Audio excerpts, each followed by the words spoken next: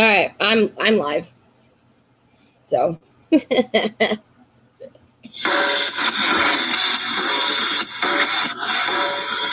to you by Podcast Network.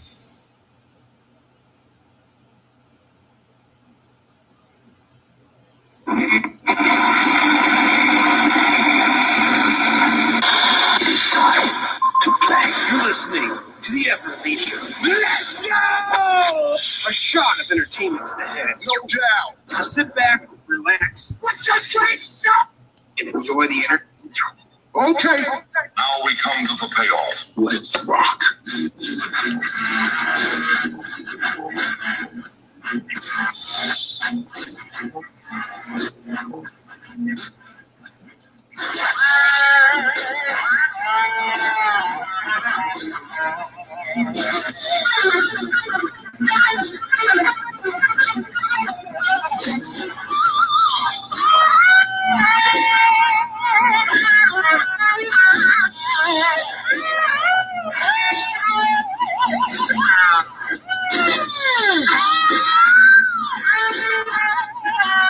Welcome everyone to the Everett Lee Show. Everett Lee, quick shout out on Facebook.com/EverettLee. Thumbs up, and of course, Podcasting Network, podcasting.net, Everett Lee Show, and much more programming on the network. You can follow Podcasting Network on Facebook, Facebook.com, Podcasting Network, with that thumbs up, and on Twitter @PodcastNet. Let's cut the damn music.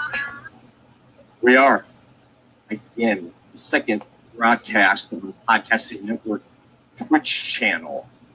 Tonight, we've got this weekend a couple of good pay-per-views coming up. Saturday night, we have NXT TakeOver Brooklyn 4. And we have Sunday, the broadcast 2018. And we're discussing that. Tonight, I'm alone tonight. Got guest with me on Music Podcast Saturday Night Prediction Show. But first, I want to give a shout out to the sponsors on the Podcasting Network. I want to give a shout out to Sports Sanity Customs. Sanity Customs and the Podcasting Network t-shirt. Make sure you head over there and let them know that Podcasting Network sent you. City Limits Taproom in DeLand, Florida. Home of Draft Day. Head over to City Limits Taproom in DeLand, Florida. For Draft Day. Think out multi-viewing TV, sporting, inside, outside, live stage, out back for events, and much more in City Limits Taproom in DeLand, Florida. Atlantic Sounds over on Everett International Boulevard in Daytona Beach. Be sure to stop by there, pick up that vinyl, that CD, that cassette that you've lost, or you want to add to that collection. Hit them up on Facebook, Atlantic Sound Records, and order your vinyls today. Telltale Travel, hit up podcastingnetwork.net and hit over to the sponsor section. Hit up Brittany and that destination. Get away from it all over on Telltale Travel. All brought by Podcasting over on podcasting.net. Well, 96 episodes in the can. We're getting close to that 100. And I'll tell you what, we're going to be even better than that. Let's jump into this in-ring report tonight, ladies and gentlemen, on this prediction show.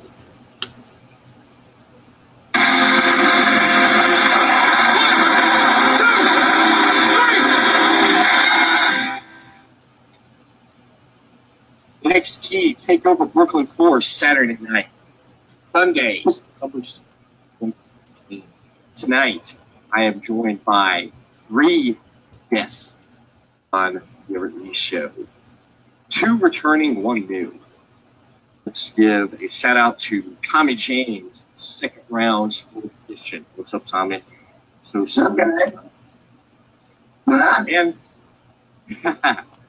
and Robyn Neilson of WrestlePopCast, and Robyn Neilson presents Miles 13.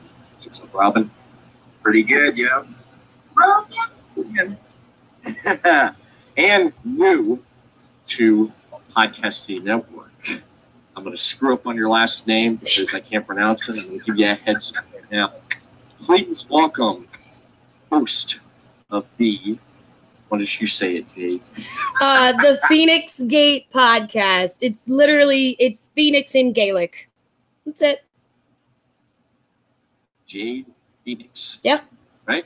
That's right. Awesome. How y'all doing tonight? Great. Good. Good?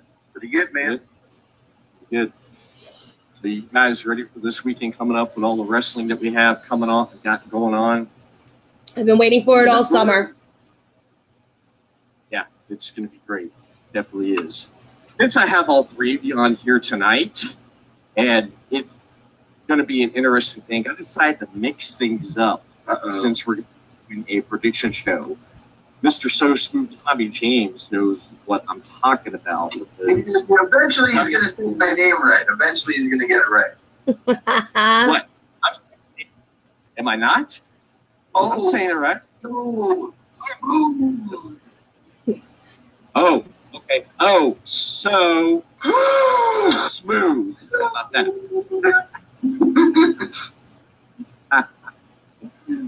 I decided to mix it up tonight.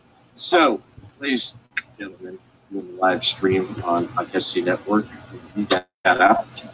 Well, we're going to have a little bit of fun tonight. We're going to have a game. It's called ELS Power Play. Ooh. Let's get right to it.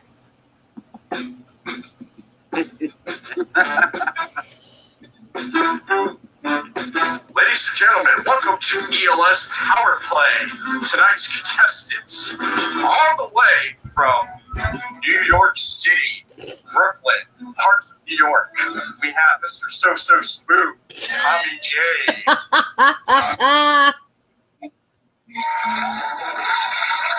Contestant number 2, we have all the way from Ohio and parts unknown, we have Mr. Robyn Neilson of WrestlePopCast.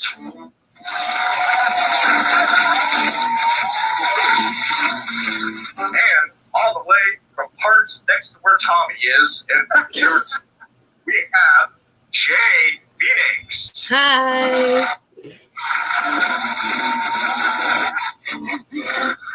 Contestants, are you ready to play ELS Power Play? Let's do it.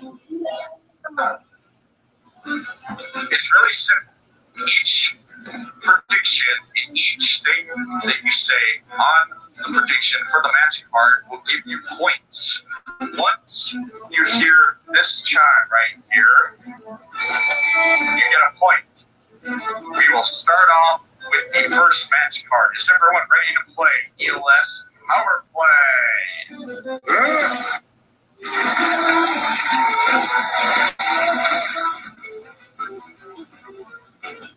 All right. That's looking fun. All right. For the first match on NXT TakeOver Brooklyn 4, we have 5 great matches on this card here for this pay-per-view right here. And it's going to be Saturday night.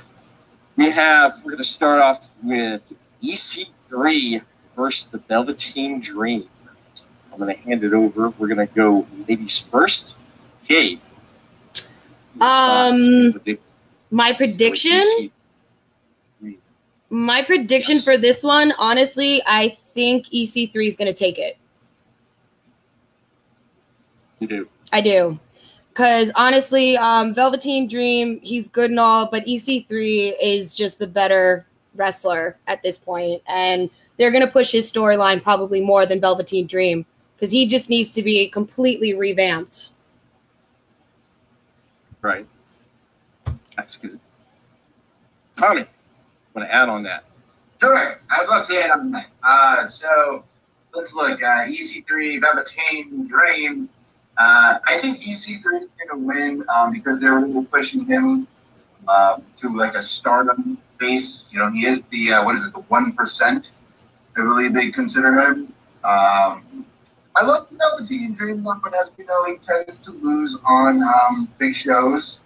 The character is amazing. I actually hope that they utilized him better when they call him up. But in this match, it's got to be easy. EC3, you're calling EC3. Good point. Robyn? I'm going to say EC3 all the way because he has more experience in the ring. He has more of the charisma, and he can perform very solid on whatever he does in the ring, technical or whatever he does.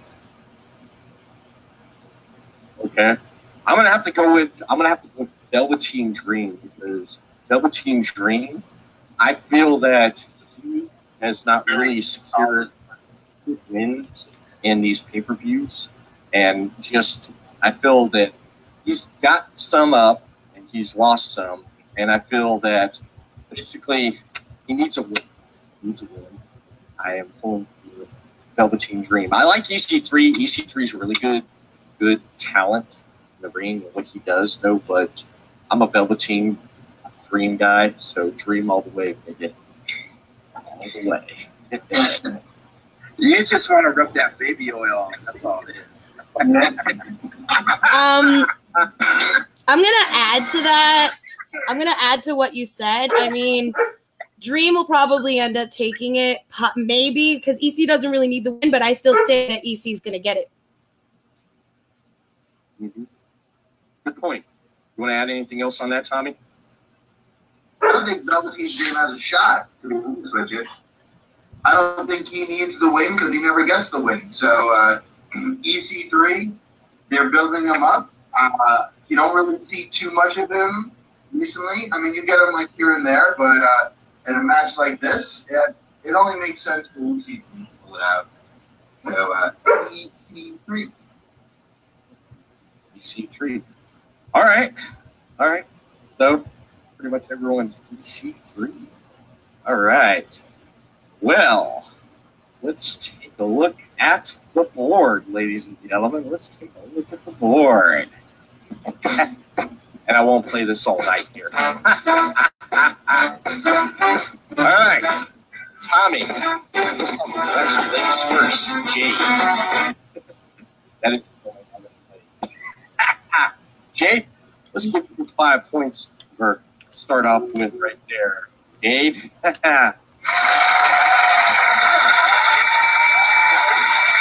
right. Robyn, good points too. Let's add 5 to you right there. Yeah. And Mr. So Smooth. I'm still saying it wrong, am I? Oh, and the O part in the beginning. Oh, so smooth, Mr. So smooth, Tommy James. You give 5 points to you there, my friend.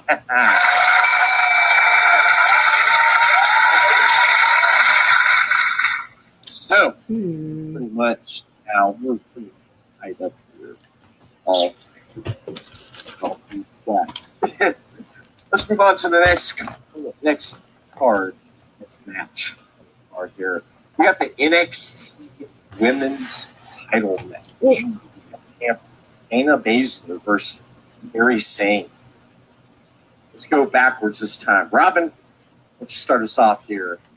What is your prediction for this match? I'm gonna say Baszler. She's gonna go on there and tear her up and manhandle her like a man because she's a man anyway with estrogen. So it's gonna be a great, intense match. She's just gonna tear her up and make her big. That's all I have to say. Good one. Tommy James. I'd have to agree with Robyn.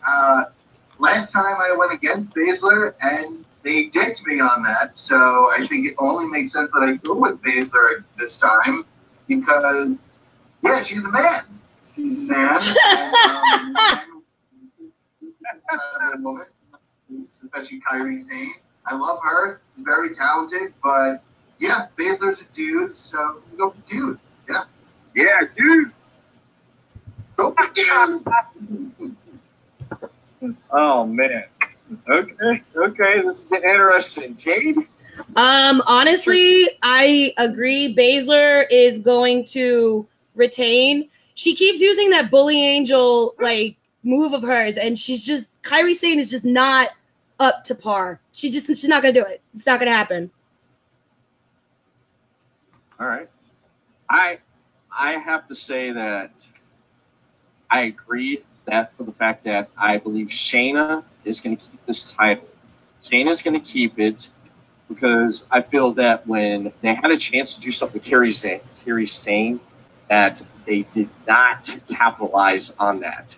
She won the Mae Young Classic. They could have done so much with her, and they really have not done and captured that moment and pushing her, keep having her chase the title and not have all these other women come after Shayna. So therefore, with Kairi Sane, I believe that she will not get the title, and I believe that if she does get the title, two factors here. If she does get the title, I believe that Shayna Baszler, we may see her get moved up to the main roster, but if not, I feel that Shayna can hold on to that title longer, and I feel someone, for example, competition-wise from the Mae Young Classic can come in and they can build a good story there. There's so many good competitors in the Mae Young Classic, and there's scenarios I believe will happen. But personally, I think Shayna is going to keep the title. I agree. Anybody want to add to that? Baszler's a man. Baszler's a man. In all honesty, they need a strong woman right now to retain that title because they need to polish up. They need to polish up Baszler in a way that they never got to polish up with anybody else. She's still too MMA format, not wrestling format, and she really needs to work on that if they ever decide to call her up. She shouldn't be the champion. That's the only thing. She honestly doesn't deserve the belt, in my opinion. But then again, who really down there deserves it? I mean, what's her name? Belair. I know that they're trying to push her a little more, so that'd be nice. Candice is another one that would be impressive to hold. But right now, I think what they did is they put themselves in a nutshell. They gave Baszler a belt, and now they're just like, have nobody to beat her. That makes sense that they win. You know, and Nikki Cross should have been the one to beat her, as I said. But, you know, WWE, they don't care what anybody else thinks, and Baszler still holds this belt. I don't like her. I don't think she's that impressive. She shouldn't be a champion, and she's a dude. I mean, Robyn said it best. Man. She is, man. She's more butch than me, man. Honestly, I wouldn't be surprised if she's hiding a little surprise underneath those pants. Oh my God, That's why she's the power. You have the spades a little down. If you flip it over, as we know, a spade is like a diamond. Flip it over, we know what that is. But what's the exact spade?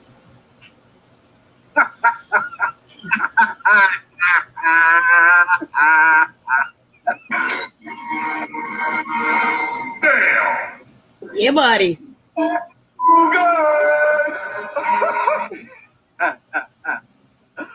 Oh, okay. Wolfman's got nards. Okay. I definitely agree. Okay. Good points. Let's head over to the scoreboard, ladies and gentlemen. All right. Tommy, since you brought up the fact, and Robyn, I don't even know what to do with the points. Hey, I'm going to hear about points. I just like talking about wrestling. I'm going to give Tommy. I'm going to move him up to, with that comment with the man, 10 points right there.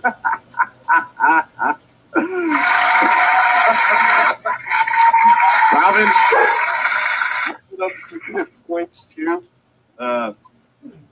You guys are on the Ace Ventura trend right now, so I'll give you that one.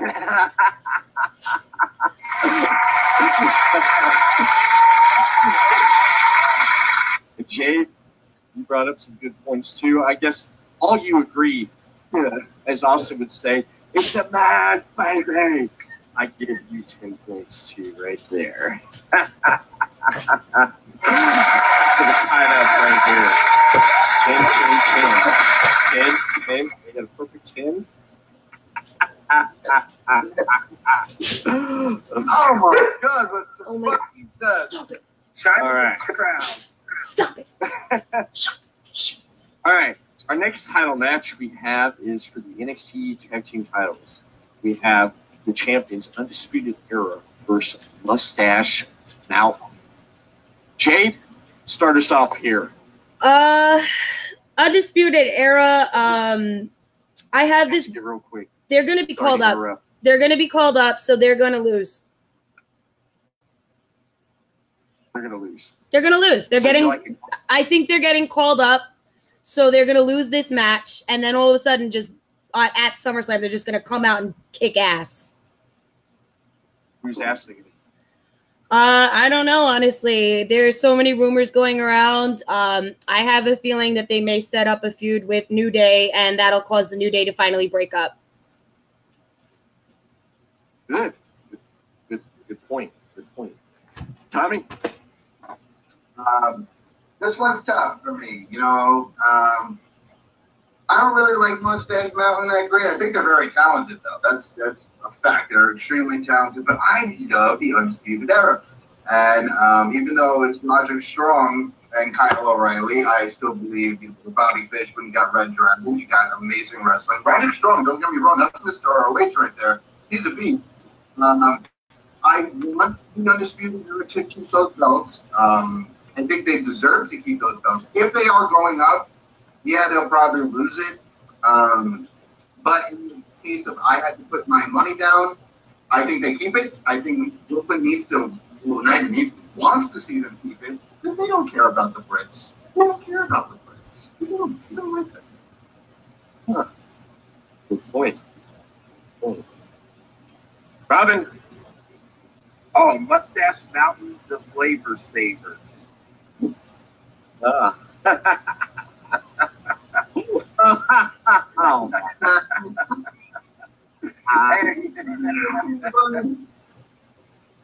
Yeah, the Flavor Savers are not going to win it. They're Undisputed's going to keep their belts. I'm telling you, they're going to keep it. That's all I have to say. Flavor Savers doesn't have a chance. All right, so Undisputed Era. All right. Me personally, I'd love to see Mustache Mountain get it back, and I think it is time for Undisputed Era to come up. If Kyle O'Reilly and Roger Strong, if they lose the tag titles, okay, whatever goes first, if it's Adam Cole or Undisputed Era, if one of them loses the titles and the other loses the titles, you know they're going up, man. They're heading up to the main roster. However, if they retain, I don't really see. Actually, I think there is.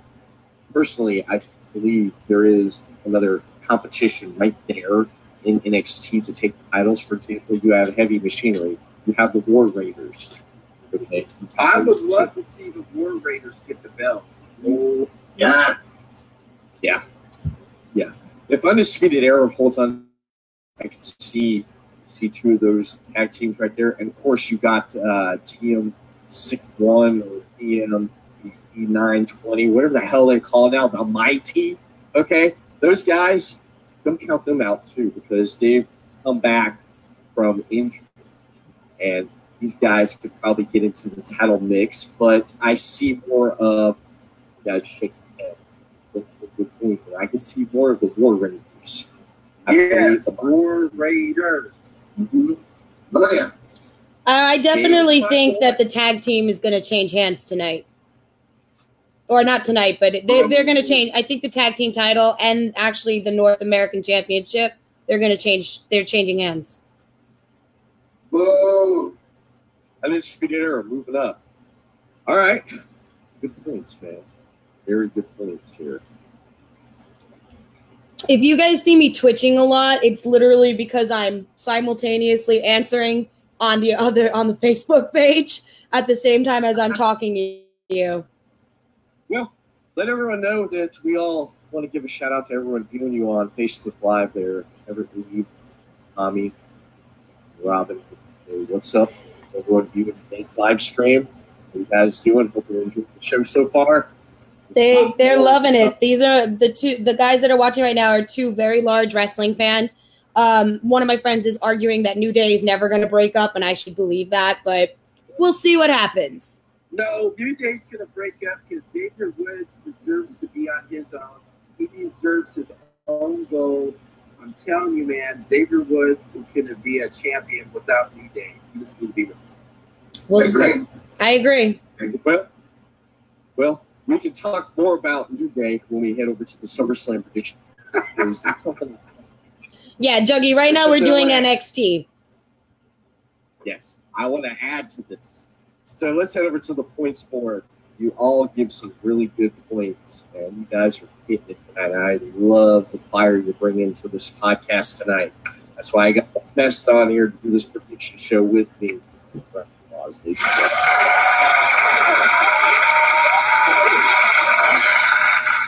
All right. The first move on the James. Hold up some really good points there. Let's give you 15 points right there. You're at 15 points. How about that? Tommy James, baby. Your name does sound like a wrestler name, man. Tommy James. It does. It sure does. It does. Does it not? Does it not sound like a wrestling name, man? It does, man. It does. I love it. That's why you're so smooth, Tommy. Robyn. Smooth like butter. Let's give you 15 points there. What do you say? The flavor savers. And finally, we have the First Lady of second rounds.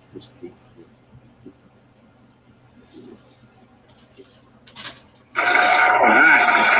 We're on a roll, ladies and gentlemen. We're on a roll. This is exciting.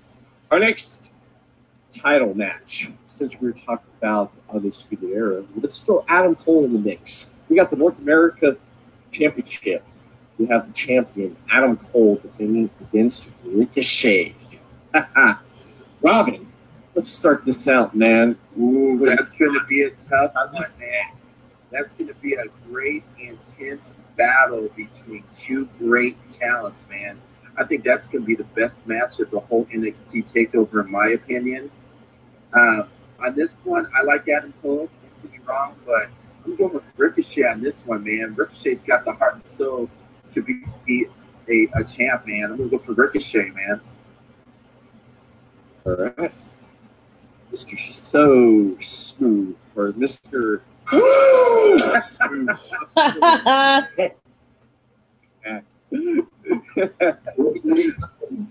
It's gonna eventually come. Maybe it'll take a couple of years, but you'll figure it out.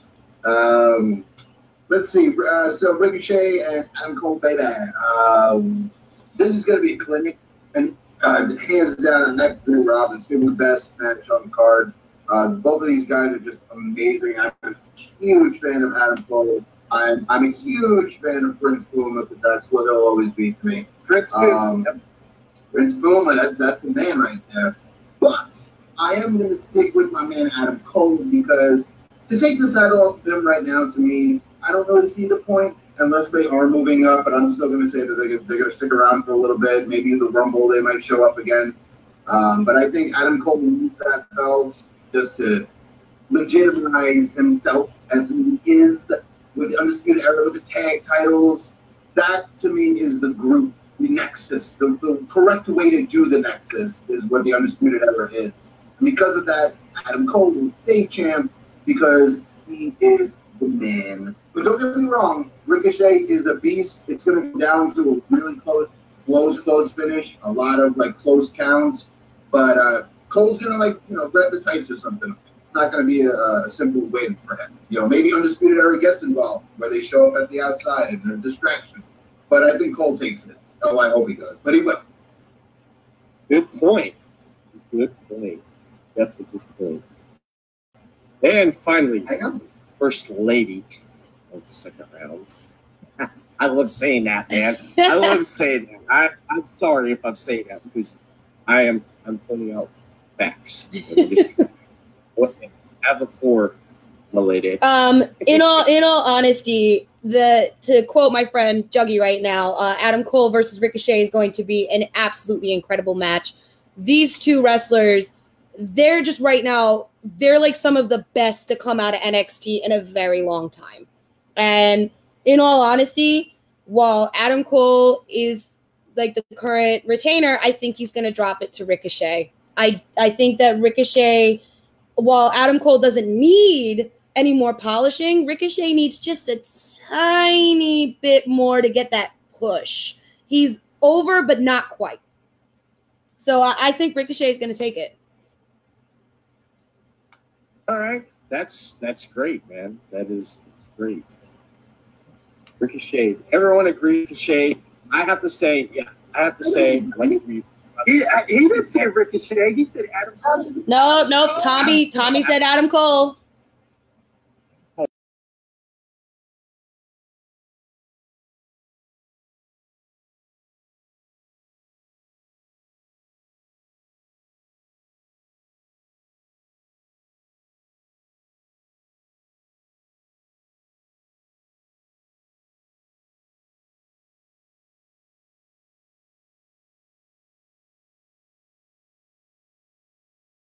Cole is great, Tommy.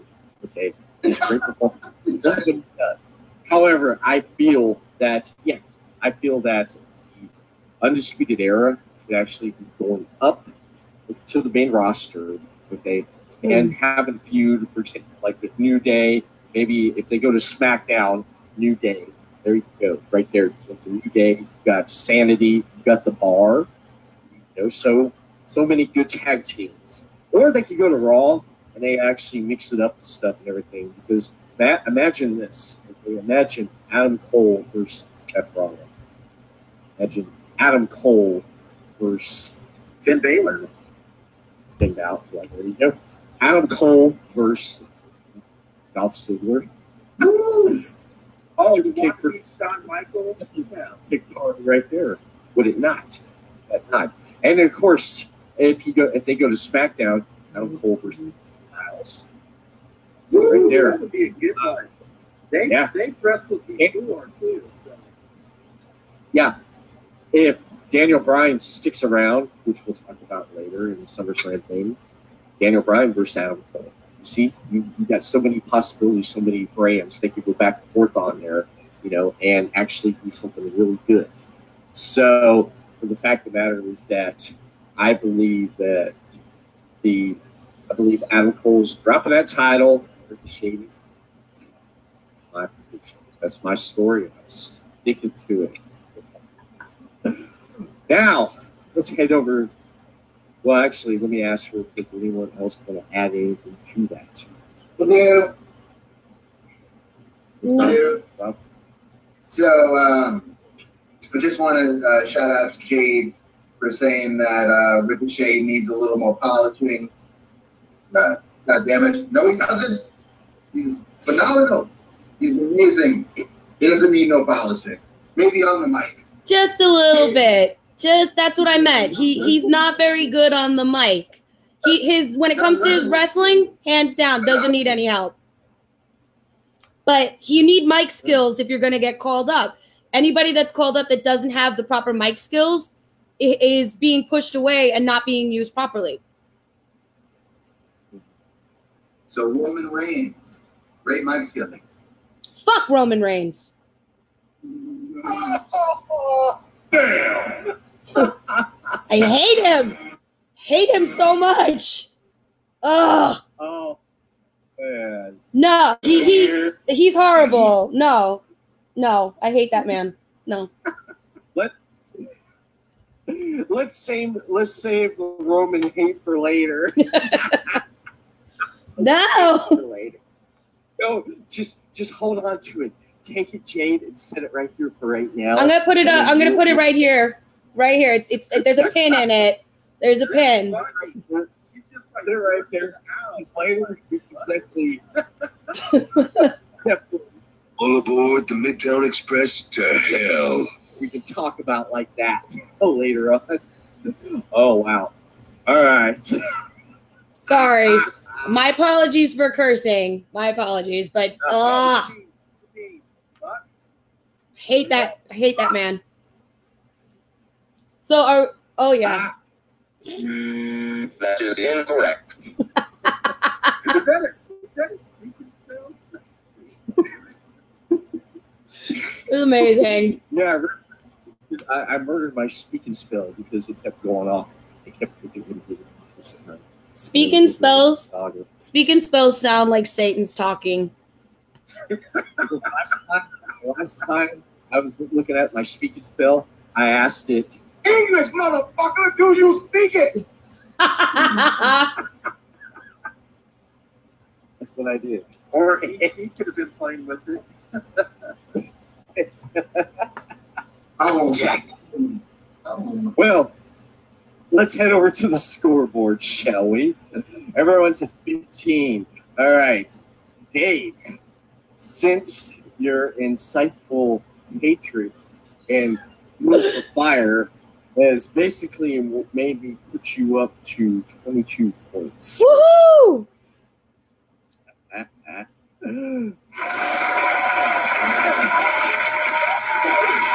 Robyn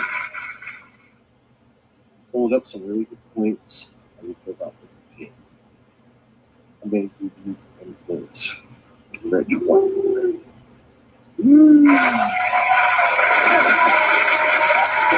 And Mr. So Smooth Tommy James, I'm going to give you 20 points. It's your 20 points as well, right there. All right. Jade has released some fire right there. Fire. A little bit right there. So, guys, let's see what you can do with this last one right here. I'm pulling for you, man. I'm pulling for you. Come on. You know? Shout out to everyone viewing the stream on Podcast Network on Twitch and on the Phoenix Gate Podcast Facebook page. Shout out to everyone on there. Thank you for joining in. Thank you for listening tonight as we have fun breaking down these predictions and our thoughts on this paper right here. Our last and final match. All right.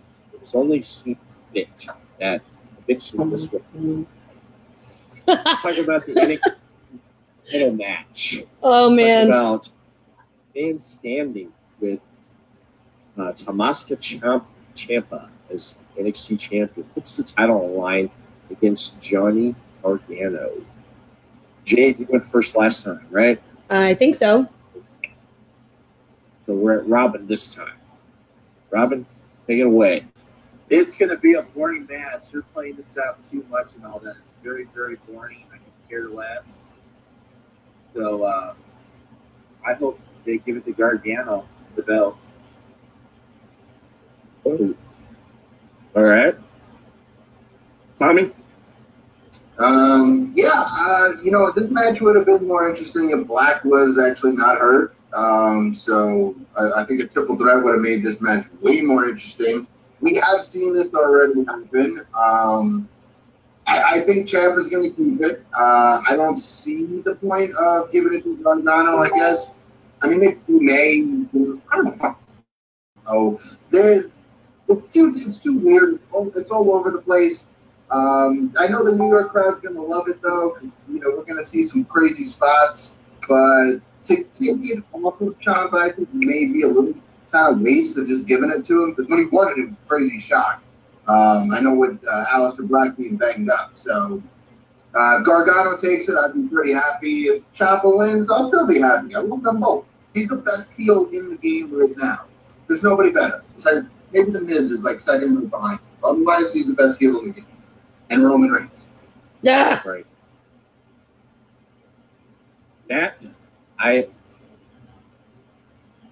can agree on a lot of points on that, except for Roman Reigns. So,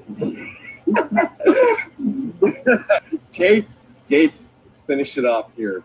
Finish it. I mean, I have to agree. Ciampa is like he's one of the greatest heels right now. The fans hate him so much.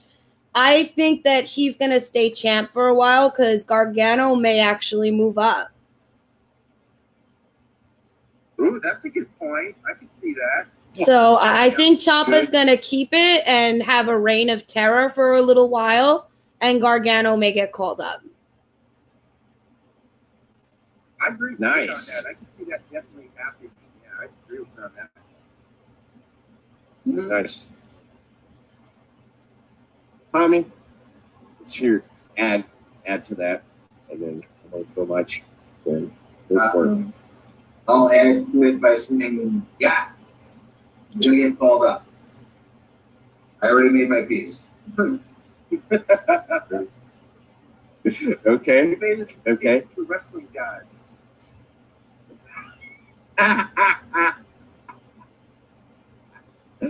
Oh man, no. That's good. That's good. Now, Jade pulls up the yeah. I think about it. Okay, I have to throw this in here real quick. Daniel Bryan. All right, and we'll talk more about it on the SummerSlam thing. If you're familiar with what's going on, you've been following what's going on the internet with his contract and stuff. They coined Johnny Gargano and Daniel Bryan in NXT.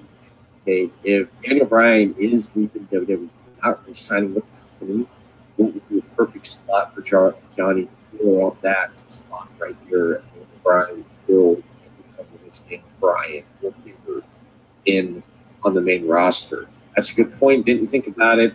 If Johnny, I love Johnny chasing the feud. This has been one of the best feuds I've been so interested into in NXT this year. I have to say, at the end of this year, this feud would be the feud of the year because Asuka is so vicious as a heel. It's so just, dominant. Gargano is a fan favorite, and you want Gargano to just basically just work with it, pushing it to the top, break that glass ceiling, become the top guy. And there's been also rumors and talks that Gargano has lost that momentum with fans. Personally, I don't think that. I believe that Mr. Johnny Wrestling, there's a lot more for him to come. I like to see him get the belt. I like to see them finish this off by Survivor Series, this feud, be done with it. And let's say you may see Mr. show up in January as a surprise entry in the Rumble in 2019. You don't know, but my money is going on Mr. Johnny Wrestling. Anybody want to add on that? No. But my friend Jeff is chiming in on the Facebook Live. He says that there are top 4 heels in 2018 right now. Number 1 is obviously Tommaso Ciampa. 2 is Sami Callihan. 3 is Tama Tonga. And 4 is Jay White. I can agree. Yeah. I agree on this. I agree on the Sami Callihan by far, man. Sami Callihan. The only other thing I'm gonna personally add is really if the only way that Johnny Wrestling is gonna get called up is if Daniel Bryan does not resign. I think that if he does resign, then he's gonna have to stick around. They'll play the feud out like you said, until Survivor Series, and we'll see what happens with that. But if he doesn't,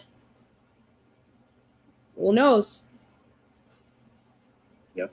I can see Daniel Bryan doing good in the Indies like how Cody did, man. I think he can make an impact in the Indies if he decides not to sign for the E. Easily. He's going to resign. We'll see. Yep. He's going to make a lot of money. That's true. That's true. So, right now, let's hit the scoreboard right here. All you got, everyone, I want to say real quick, switch back over here. Everyone, have really good opinions about this pay-per-view. I love the insight and your takes on this match card for the pay-per-view, and I love it. I want to give a round of applause for that.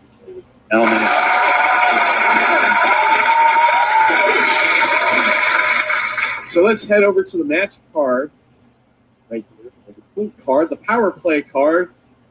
Jade is at 22, and Robyn at 24.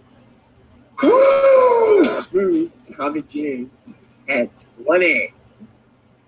All right, Jade. So I'm gonna put you right now at 28 points right here. Ooh, very nice. Yeah.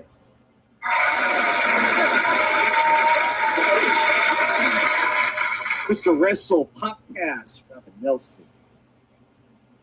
You pulled up some really good points, and I appreciate everything that you do. I'm going to give you a 5 points right there. 5. And Mr. Smooth Tommy James. That time. No! All right. Smooth Tommy James. You know what? Hey, we love Tommy James, man. Yeah. I may have a 33 and third chance to actually get it right.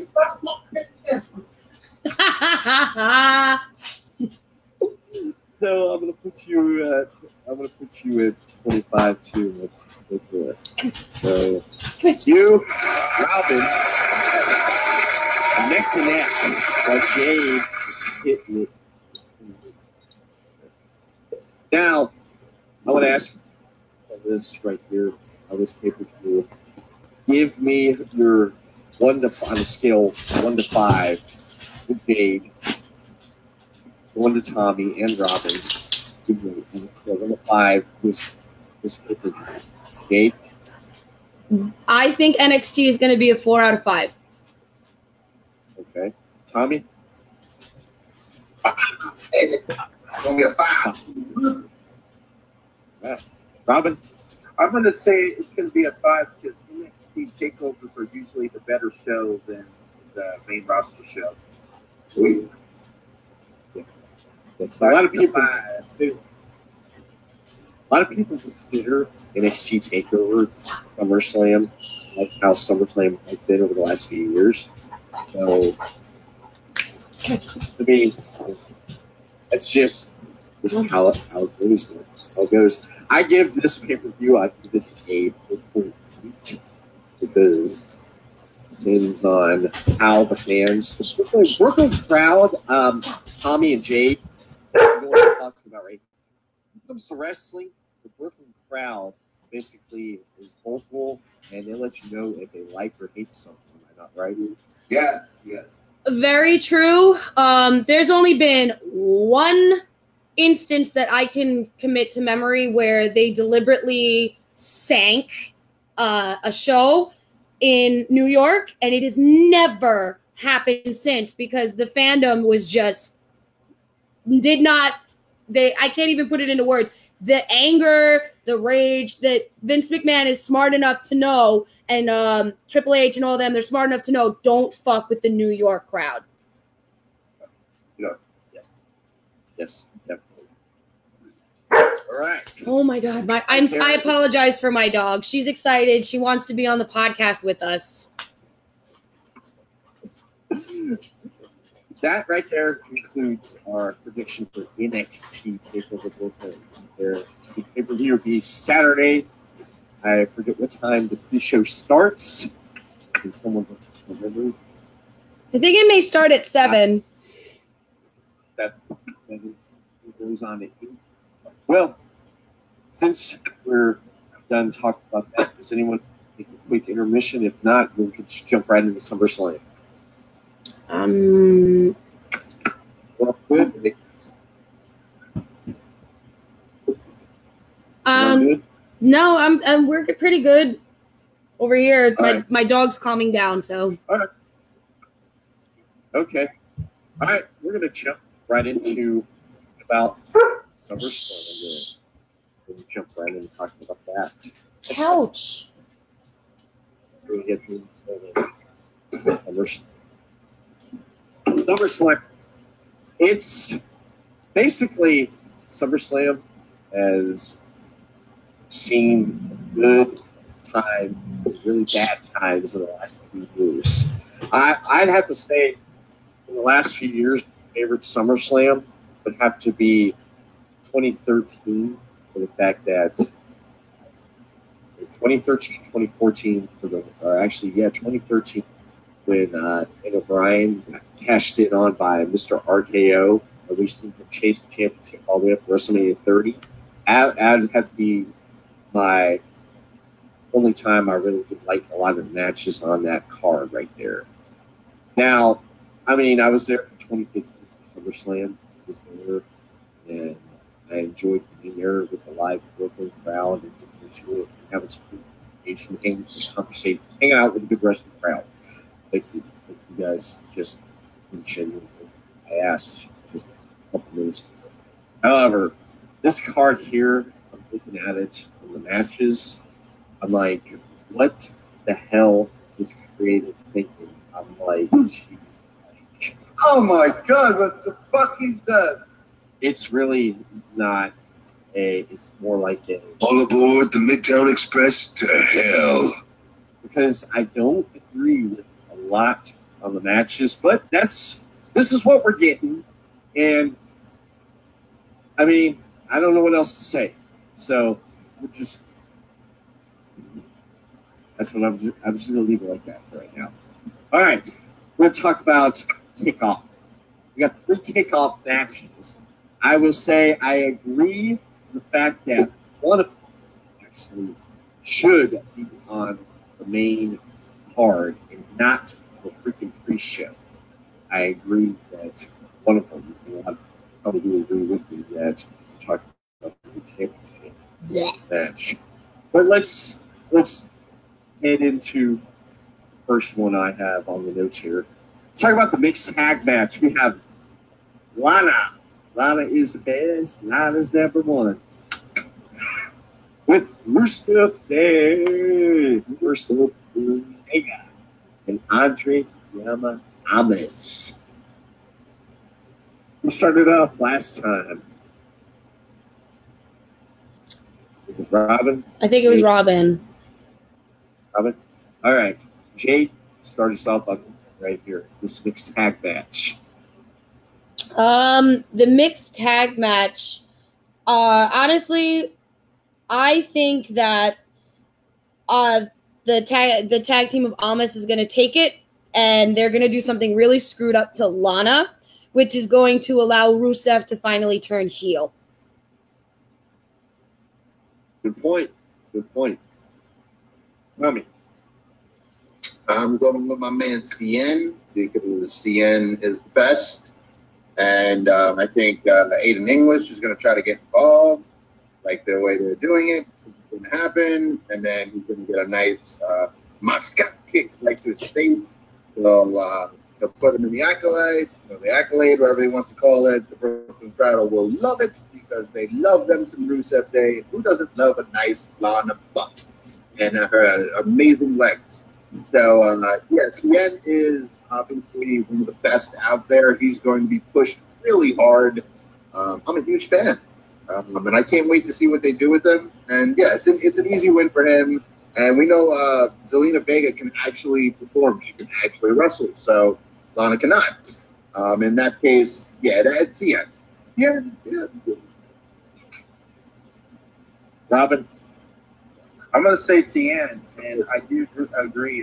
But Lana can't wrestle. I mean, she has a nice body and a nice booty. That's all she gets for her. So I'm agreeing with Jade as well. I have a feeling Rusev's going to turn heel that night.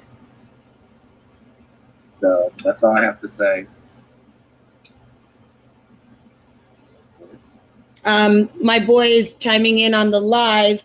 He is stating that if Aiden English does get involved, he is going to turn heel on Rusev Day. And he wanted to make that very clear. Hey, that Jake's friend who said that, he should get 25 points.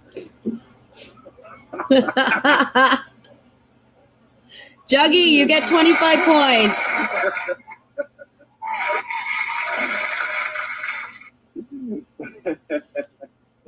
That's pretty good. That's pretty good. I like that. Well, I'm gonna have to go with Sienna getting the win because Aiden English is gonna come out there and he's going to try to do something to save and help out. Again, if he's going to fail, Rusev Day, which was reported back a while back ago, creative, is just trying to crush Rusev Day and get Rusev back to the Rusev crush. The Rusev that we grew to like and hate when he first showed up on the main roster. And I'd like to see it. I haven't seen it in a while. It's always good, I believe, to actually see someone work back to something that we liked and haven't done in a long time. But I feel that the crowd is going to go against it. And they're going to keep chanting Rusev Day because the guy's over. The guy is over.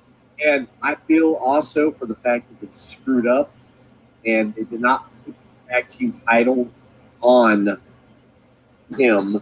And they screwed up there. So, but Sienna is going to win. And we're going to see. Definitely will. I definitely agree with that. So, if anybody wants to add anything else to that? I'll add. Juggy said thank you for the points, by the way. But he also, I'm adding for him, and he does make an excellent point. The reason why this is a mixed tag team match is because, honestly, they need to build up an episode for Total Divas. So, by doing this, they're going to be able to get the next season to have a little bit of spice because I'm sorry, Total Divas is just garbage. And they also need to start pumping up the all-female pay-per-view that's coming up, which I have, you barely hear about. Right. So I think that's why they're doing this. I mean, perfect example I like to add is for the fact that you had Jade Young commentary on this past Monday Night Raw, which I thought, and I think a lot of praise to Young. She did a hell of a job on commentary, and the other robotic figures like Charlie Caruso, Dasha, whatever the hell her name is.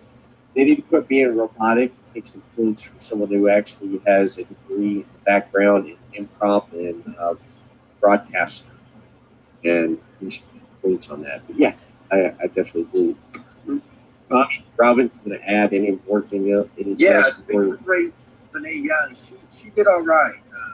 She still needs to polish on her skills a little bit in commentating. But I have a feeling she's going to end up getting a little bit better. Like I said, I thought she did all right. I mean, she still has a way to go and still needs to polish a little bit. But I can see her being a great commentator in the near future. Yeah. I agree. Yeah, I would have to do. Yeah, I definitely do. And when I want to add this before we move on, when she interviews people, she shows expression. She reminds me of how Gene Okerlund would show expressions when they get all riled up and do the promos and stuff, which is backstage interviews. Something that robotic Charlie and Dasha don't do. Well, she does it good because she paints that canvas. She wants to get the audience into it and entertain. That's what I like about how she does those backstage interviews. Yeah. I agree. Agree. Because usually when you see her backstage interviews, you can expect something fun to happen. Yeah, I agree right there. Let's look over to the scoreboard right there. I love what it really has. Bringing it. I'll say it again. You guys are bringing it. Jade, at 28. I'm going to put you at 32 right there. 32 there. Yeah. Your dog agrees. My dog agrees. Robyn, really, really good. I'm going to put you at 32.2.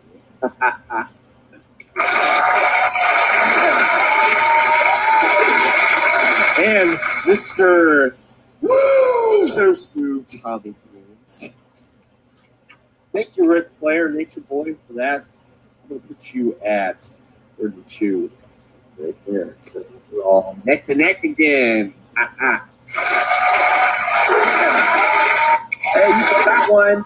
What about Jade's friend? You got to tell him he's got his 25 points. He's very happy about that. He's also saying that Vince wants to bury Rusev Day, but it failed. It's going to. It's going to. It's going to freaking fail because they tried to do the same thing with Daniel Bryan. I hate to say this, to bring this up though, but yeah, they tried to do it. They put Daniel with White family. What happened? Fans were both against it, and they had to go with it. So there you go. There you go. There you go. So next on the next match on this card, I was bitching and moaning about the cruiserweights. We have the cruiserweight championship match. We have Cedric Alexander defending against Drew Gulak. Robyn, start us off on this one. Ooh, that could go either way on that match. It could, I think.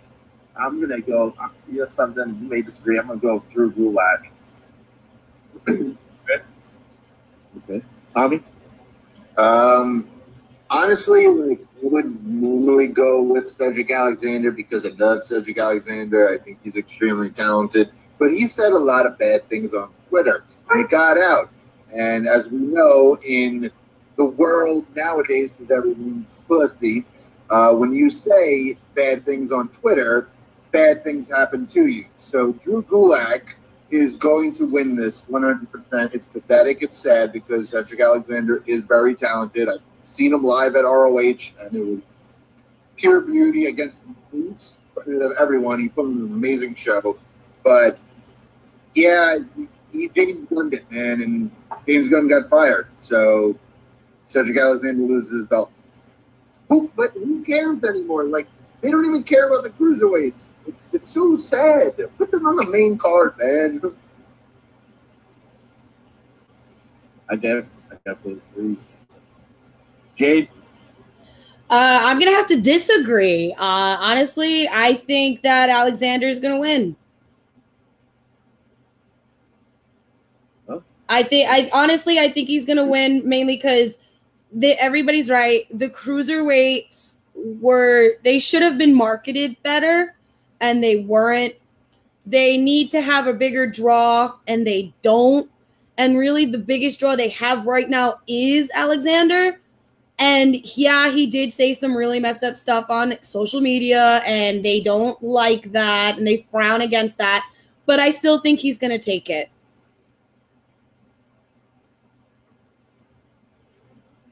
All right.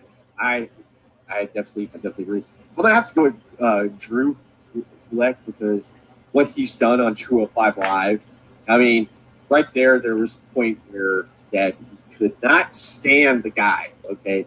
Could not stand the guy. He did basically what he was supposed to do. That was basically make it hard on people and just be an ass, okay? The guy's done good, and I believe that for the fact that he may just end up just getting that title and running with it because 205 Live has improved with wrestling since Triple H taken over. It's not become more comedic, and it's become more wrestling, which is great because, for example, we had Cedric Alexander in that match with Buddy Murphy. I did not expect that match. match to be what it was. And I said this before, Robin, you may have remembered, and Tommy, you might have heard me say this. I didn't watch 205 Live for almost a year until I saw this advertised during SmackDown one night. And I started watching 205 Live again here and there. And I was impressed. I was impressed that it's wrestling. I like how it's back to wrestling. And, you know, the creative direction has changed and who's running it right now. So Triple H just made it more wrestling, what these guys can do, and let them go out there and basically put on a show. And the Cruiserweight Classic we've seen is a perfect example of that. So, yeah, I say Drew Gulak. I'm sorry, Cedric, man. No love here, man. Except from me. He gets love from me. Except, yeah, okay. Except from you, Jade. Except from you. Now, does anyone want to add anything else before we move on? Vince just doesn't care about the cruiserweights. Yeah, I agree with that right there. I'm going to add to that. You don't get them. Okay. Tommy, Robin? Nothing? All right. All right, let's look at the scoreboard, shall we? Look at the scoreboard. All right. Yay. You're sitting there on a pretty 32. We're going to throw you up now to put you at 36 right there. What do you think about that? My dog agrees. Butter. 36 points for your dog. What do you think about that? Yeah. Butter, you got points. Come here. Come here. You want to get points? Come on. Come up here. Come in. Come I'm here. like freaking Oprah over here. You get points. You get points. You get points. Look at the happy face. Look at the happy face because she has points. Look at his happy little face. Even though she's not little at all. She's like 110 pounds.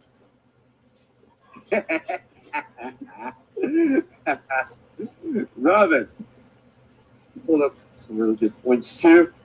Put you at 36 right there, my man. What do you think? Ooh. Yeah. And last but not least, Mr. Smooth Tommy James. We're gonna put you at 36 too. You're tied with my dog.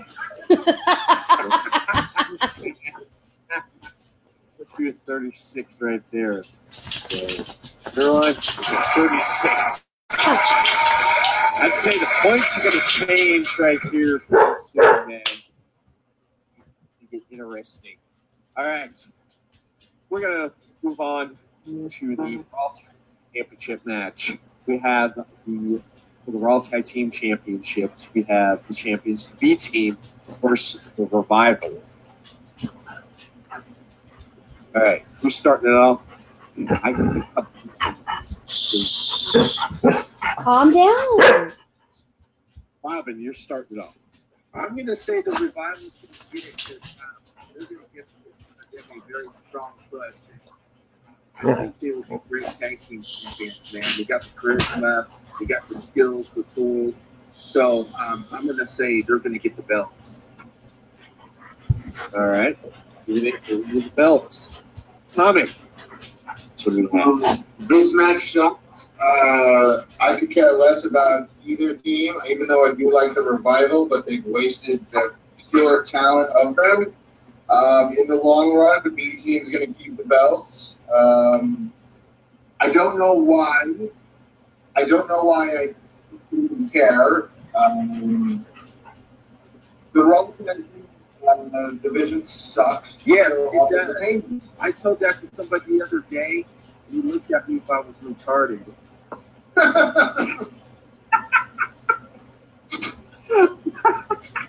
They did.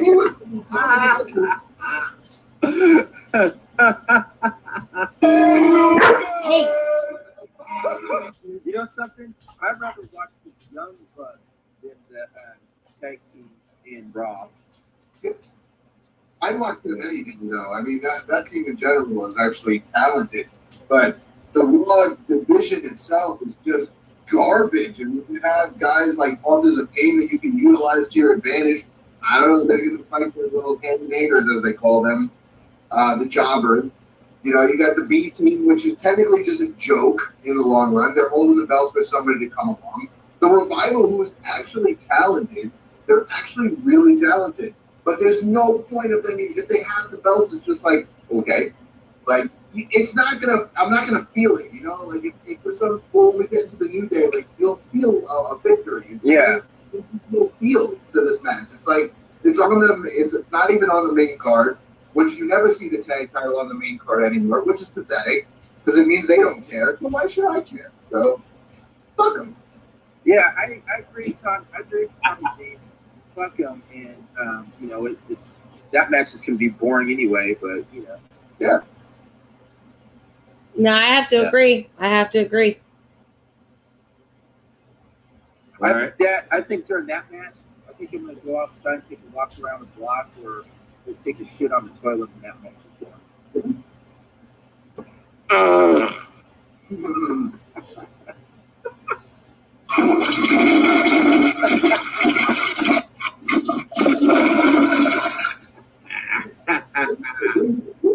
Robyn, that's what he says.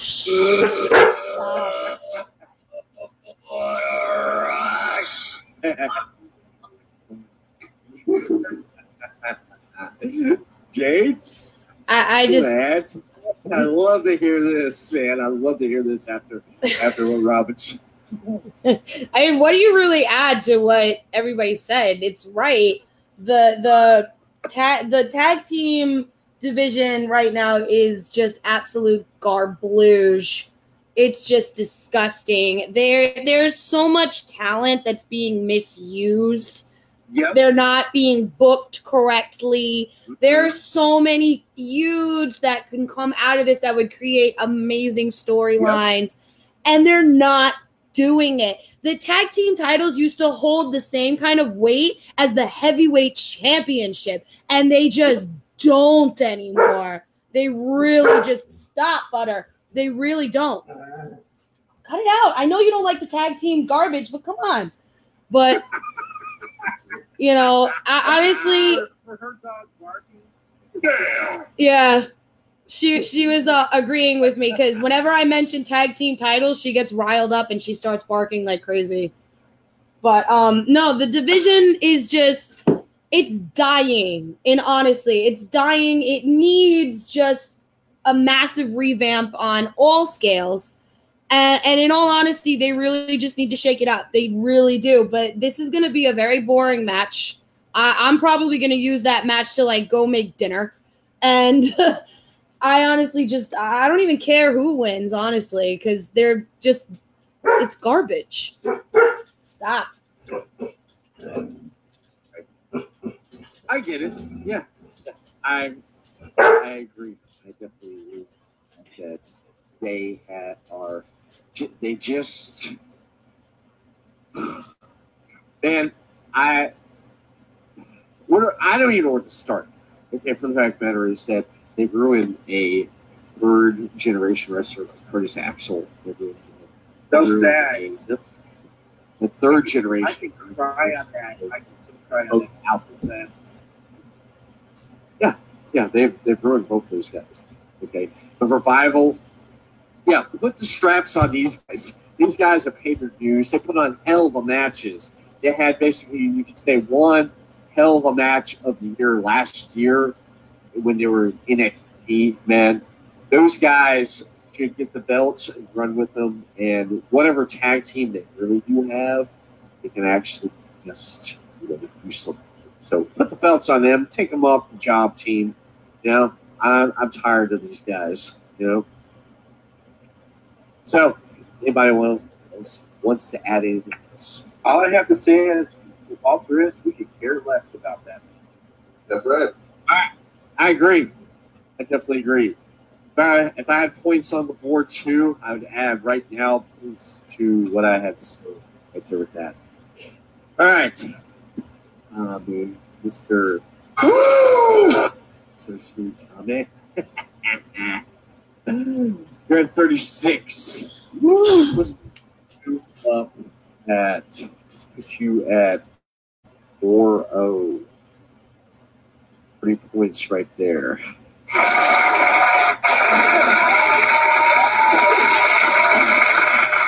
Mr. Robyn Neilson.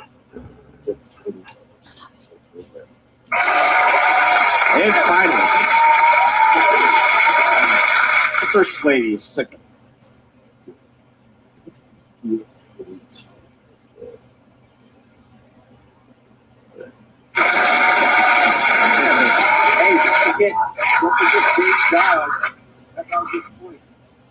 Yes, we get 40 points too.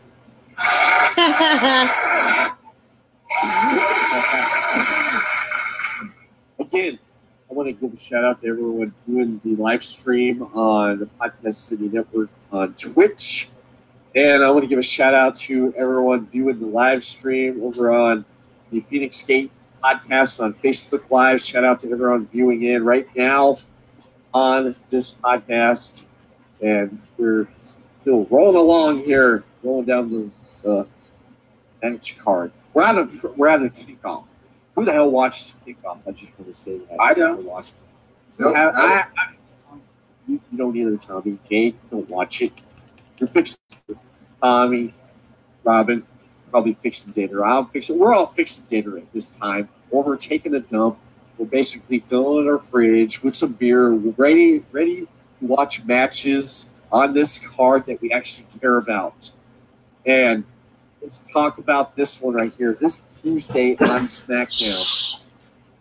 This is the one thing I only liked about this Tuesday on SmackDown. This match right here. Talk about the understand where I am. The build up to this past Tuesday. Jade, his first year to Brian, 8 years in making. Oh, okay. With this one, this is a biggie, honestly. It's really going to come down to what Daniel Bryan's going to do. If he resigns, Daniel Bryan is winning. But if the rumors are true, Miz is going to beat his ass. So, honestly, it really is going to come down to what Daniel Bryan does on the outside of the actual pay-per-view. But Miz, as much as he annoys the living crap out of me with his just everything, I think he's going to take it, and that'll ignite the feud to go even more, because you know he's going to turn around and say, well, look at this. I beat you. What are you going to do about it? You know, and it's just going to become this like knockdown, drag out fight between the two of them. And that storyline, even though it's been so long with the slow burn, it's going to just boom. It's going to explode. I think it's going to be an amazing match. Good points. Good points. I agree with everything. What do you want? I think I have to. I have to let my dog outside. Be right back. All right. Tommy, get your thoughts on this. So I think that The Miz will win. The reason that The Miz is going to win is because we know the hype of this match has been going on for a really long time. Everybody wants to see it. And The Miz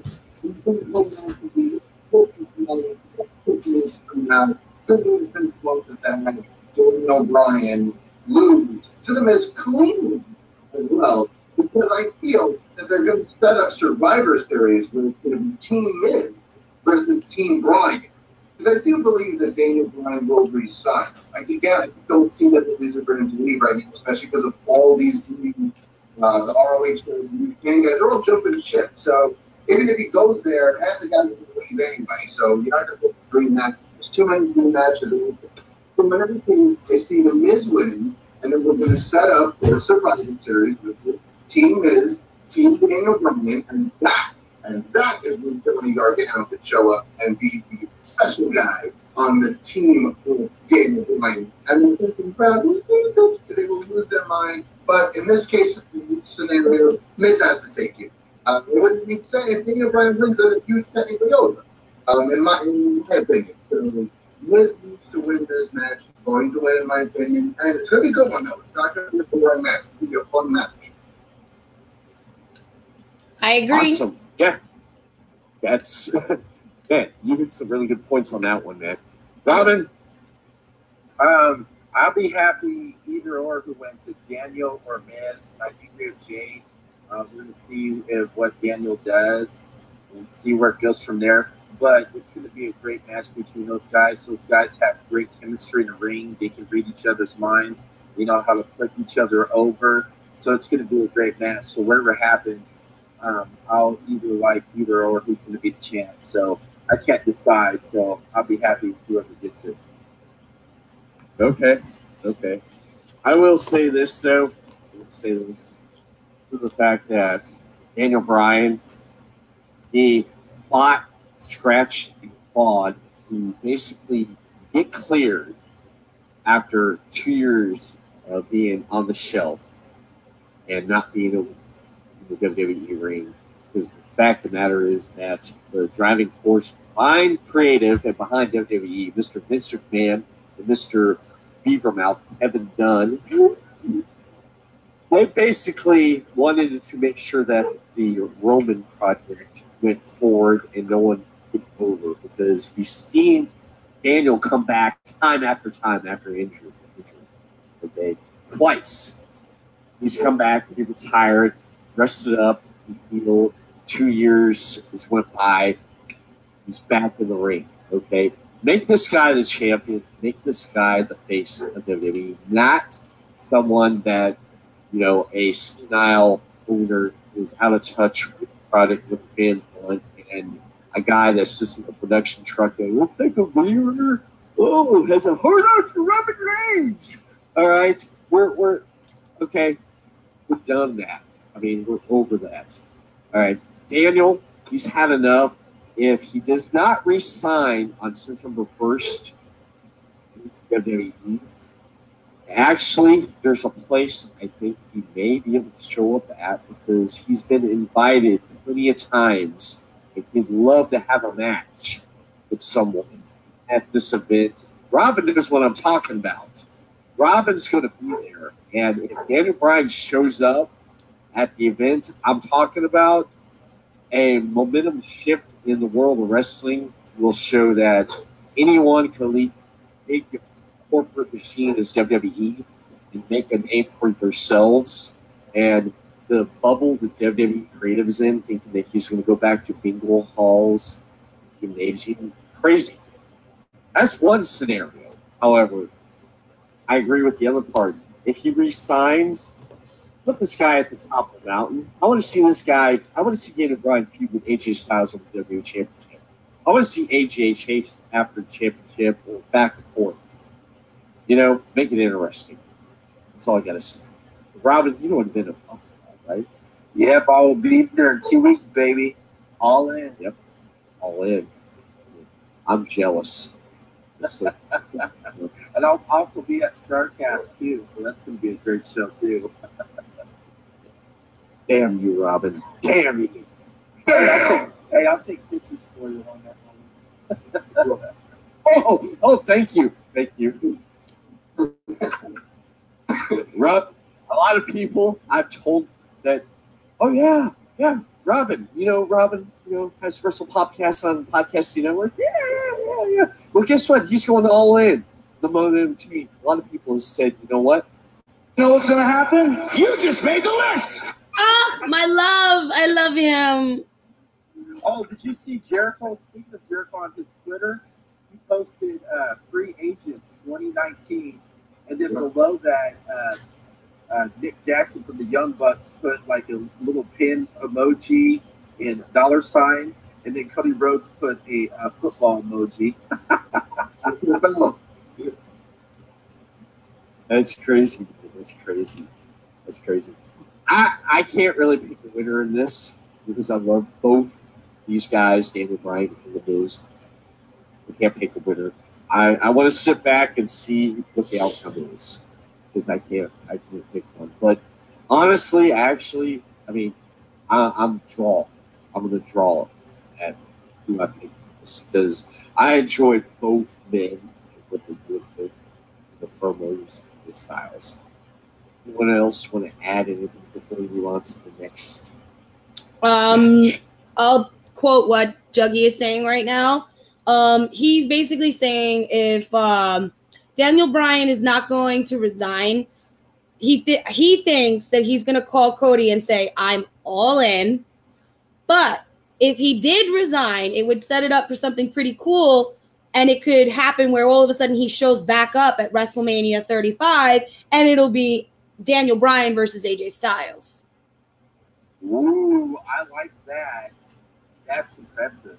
I love that. I love that scenario. That's awesome.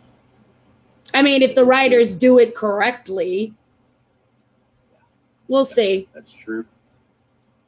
We'll see. That guy should get 45 points.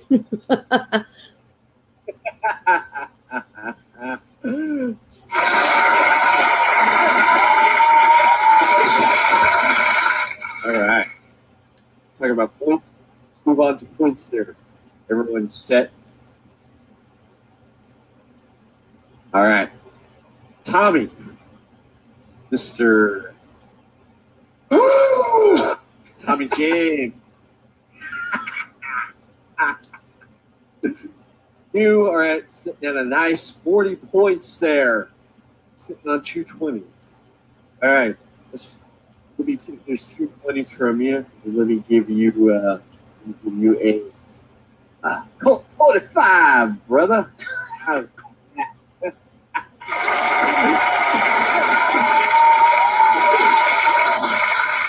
do you like that? No.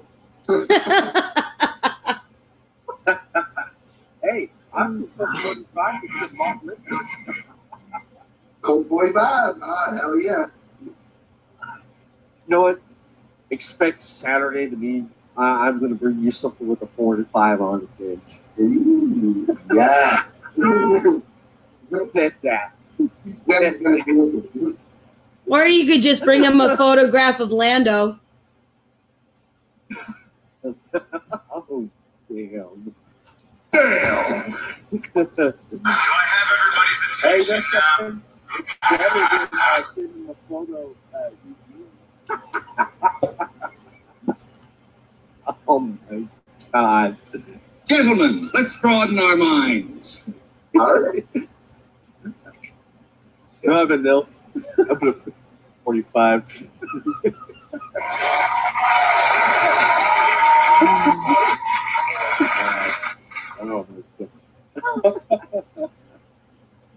And finally, Jade, first second round of week's 8 podcast. I want to put you at 45 too, right there.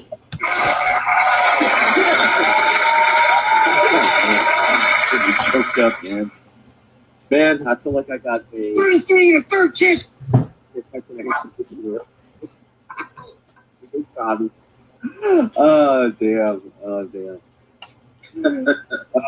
Okay, Jade. You're okay? Jade? You're good there? Yeah, just plugging in because I'm dying.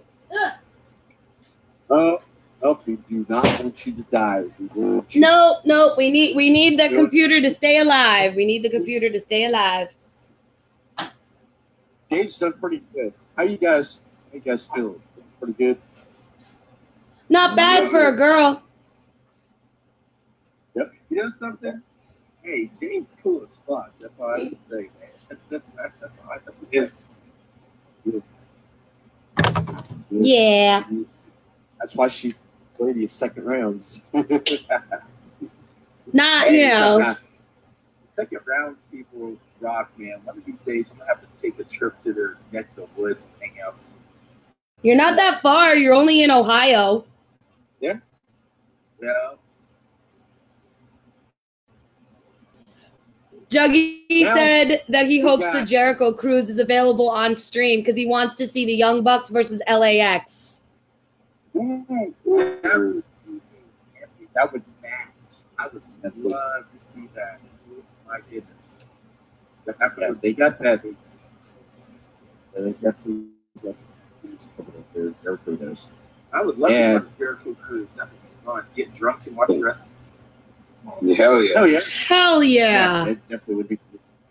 I mean, don't we already? Yeah, you guys do, yeah.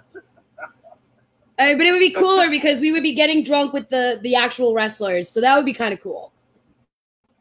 Yeah. Pretty cool. Yeah.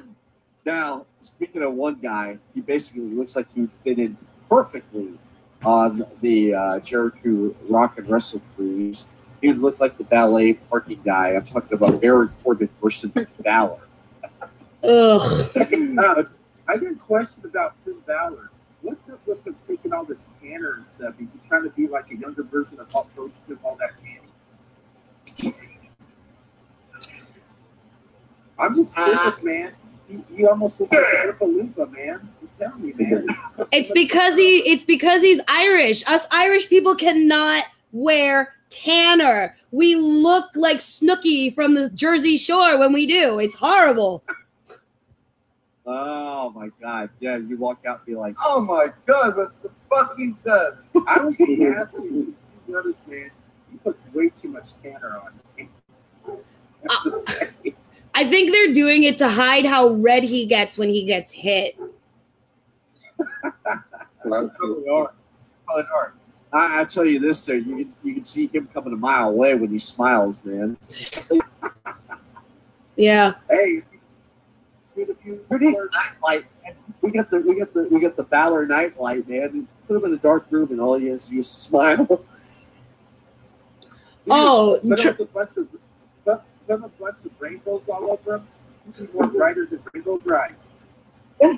Yeah.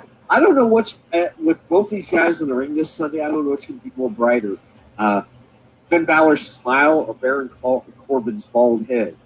Ugh, fucking gargoyle. Hey, you give him a lollipop and you be the younger version of Telly Savalas. You got to admit, though, since they started putting the tanner on Balor, whenever he gets hit with those high-def lights, he doesn't glow anymore. True. Yeah. Now, this match, I mean, honestly, guys, I mean, seriously, do we really need this match? Should be on the freaking pre-show, because I don't really care too much about what they've done. It kind of ruined Finn Balor and Baron Corbin. I don't know what the hell they're trying to do. I don't know. Every week he comes out, I don't know if he's a valet parking attendant or he works at TGI Friday. You know? Dude, he could be working at TJ Maxx. Dude, do you know who? Every time I see him, all I can think of is Rocky Horror Picture Show with the butler. He would be Riff Raff. He would honestly be Riff Raff from the Rocky Horror Picture Show. That's who I think of every single time I see him. I'm like, why? I heard they got an Addams Family remake. You know, Mr. Corbin hurts. Yes, basically, yeah.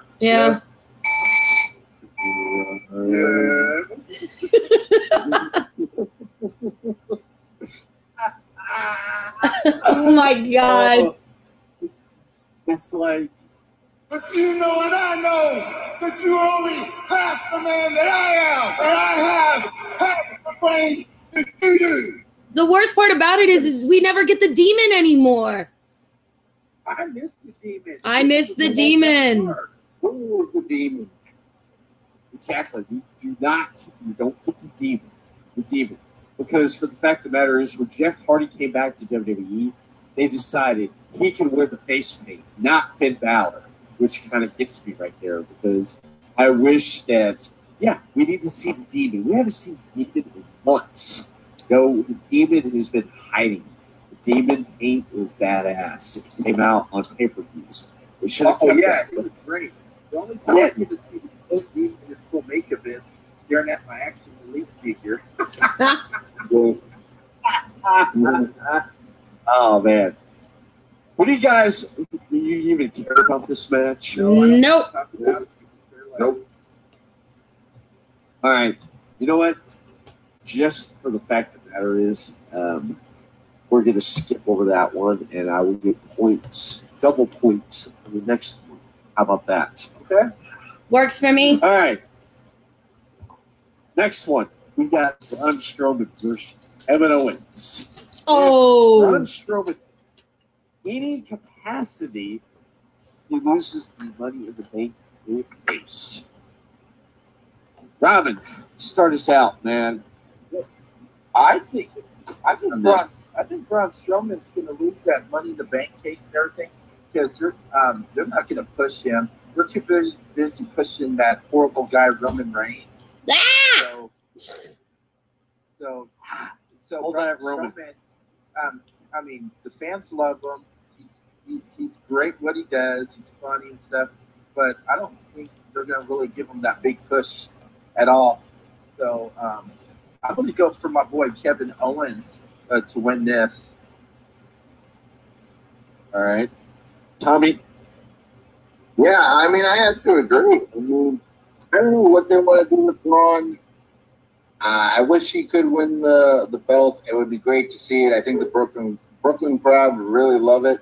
Yeah, but I think Kevin Owens is going to actually pull this one off because Braun EQ'd probably because Owens is going to pull one of those stunts like when they got the chair and they throw him the chair and then they fall to the floor and the ref's like, what? No, because Owens is going to be slick about it because obviously in a fight, Owens gets his ass whipped all the time, so he had to be slick in order to pull this out. Yep. I think that's the quickest way to pull it out, the funniest way to pull it out because they don't know what to do with Braun, and it's kind of pathetic. It's kind of sad, and I love Kevin Owens. He re-signed with them, so he re-signed for a reason, and it's probably because he's going to get that money. 6-year contract.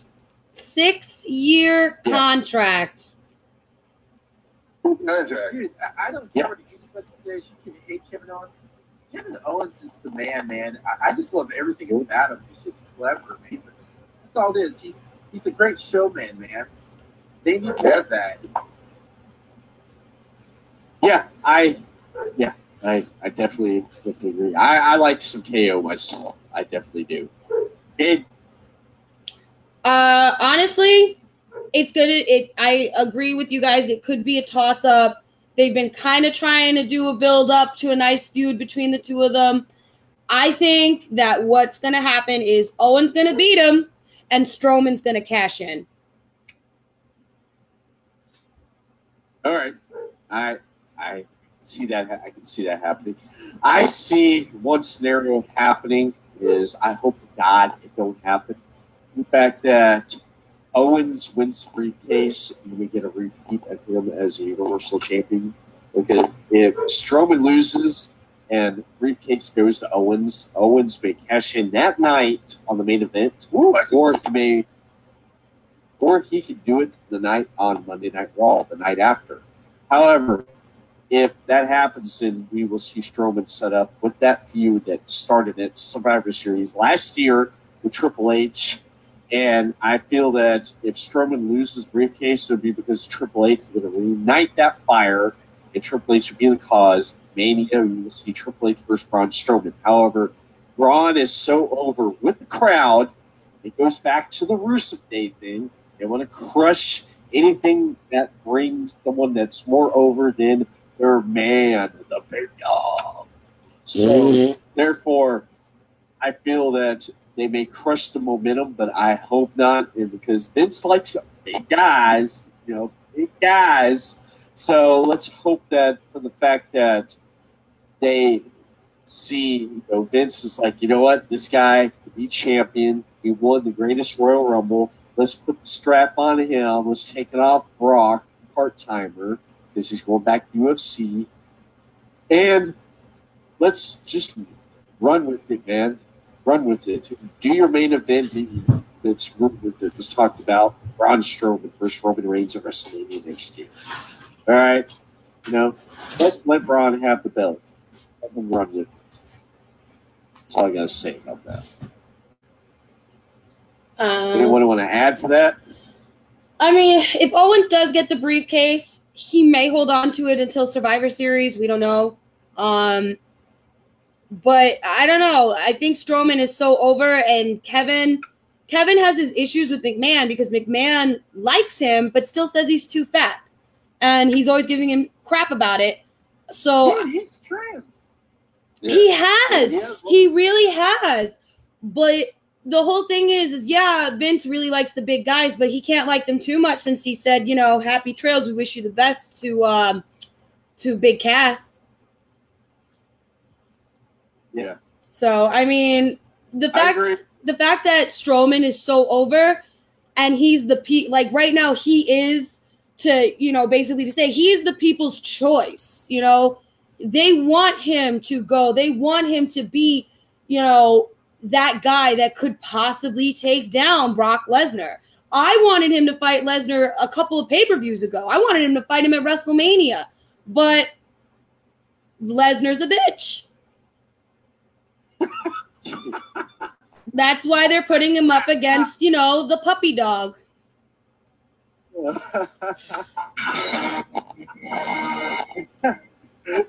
love to look at oh my God. Yeah, good. All right, I'm moving on after that, man. I definitely moving on after that. Yeah. Vince, you brought up some really good points there. Let's go ahead and move you up to 60 points right there for that right there. Oops, wrong one. There. Yay! Tommy. Or not Tommy. Robyn, yes. Good points to Mr. WrestlePopCast. The Larry King of wrestling interviews. I'm gonna have to give you 58 points right there. Yeah. Right behind Jade. When a woman is pissed, it's cold. Hell hath no fury. So smooth, Tommy James. We'll put you up there with Robyn at 58 right there, man. So we got 58, 58, 60. I said double points. Did I not? I said double points. So let's keep it rolling, man. The gangster. SmackDown Tag Team Championship. You have the Belgian brothers, or Belgian brothers. Harper and Rowan versus the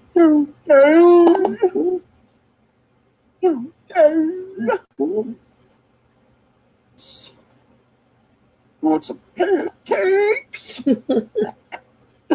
Or some bootios. Ooh, I actually have a box of those. Nice. Have you tried them, or are you still in the box? Still in the box, mint condition. Awesome. Jade, start us out. See, the problem with this match is you have the New Day, which is the New Day. You can't. It's New Day. You know, like these are like three talented wrestlers that you have together, and they're just like they're a force to be reckoned with. And then you have Harper and Rowan, who are just leftovers after they broke up the family, and they really don't know what to do with them. So to get them over, I think they're going to beat New Day, and that may also spark Xavier Woods going on his own. Good point. Tommy? Okay. I will have to disagree with it that they don't know what to do with them because they're the champs. You know, they did nothing with them. They gave them the belts. They gave them the belts for the reason because in the long run, they've deserved those belts for a long time since they were with the Wyatt family. We always wondered why they don't have those titles. And they're not even just winning.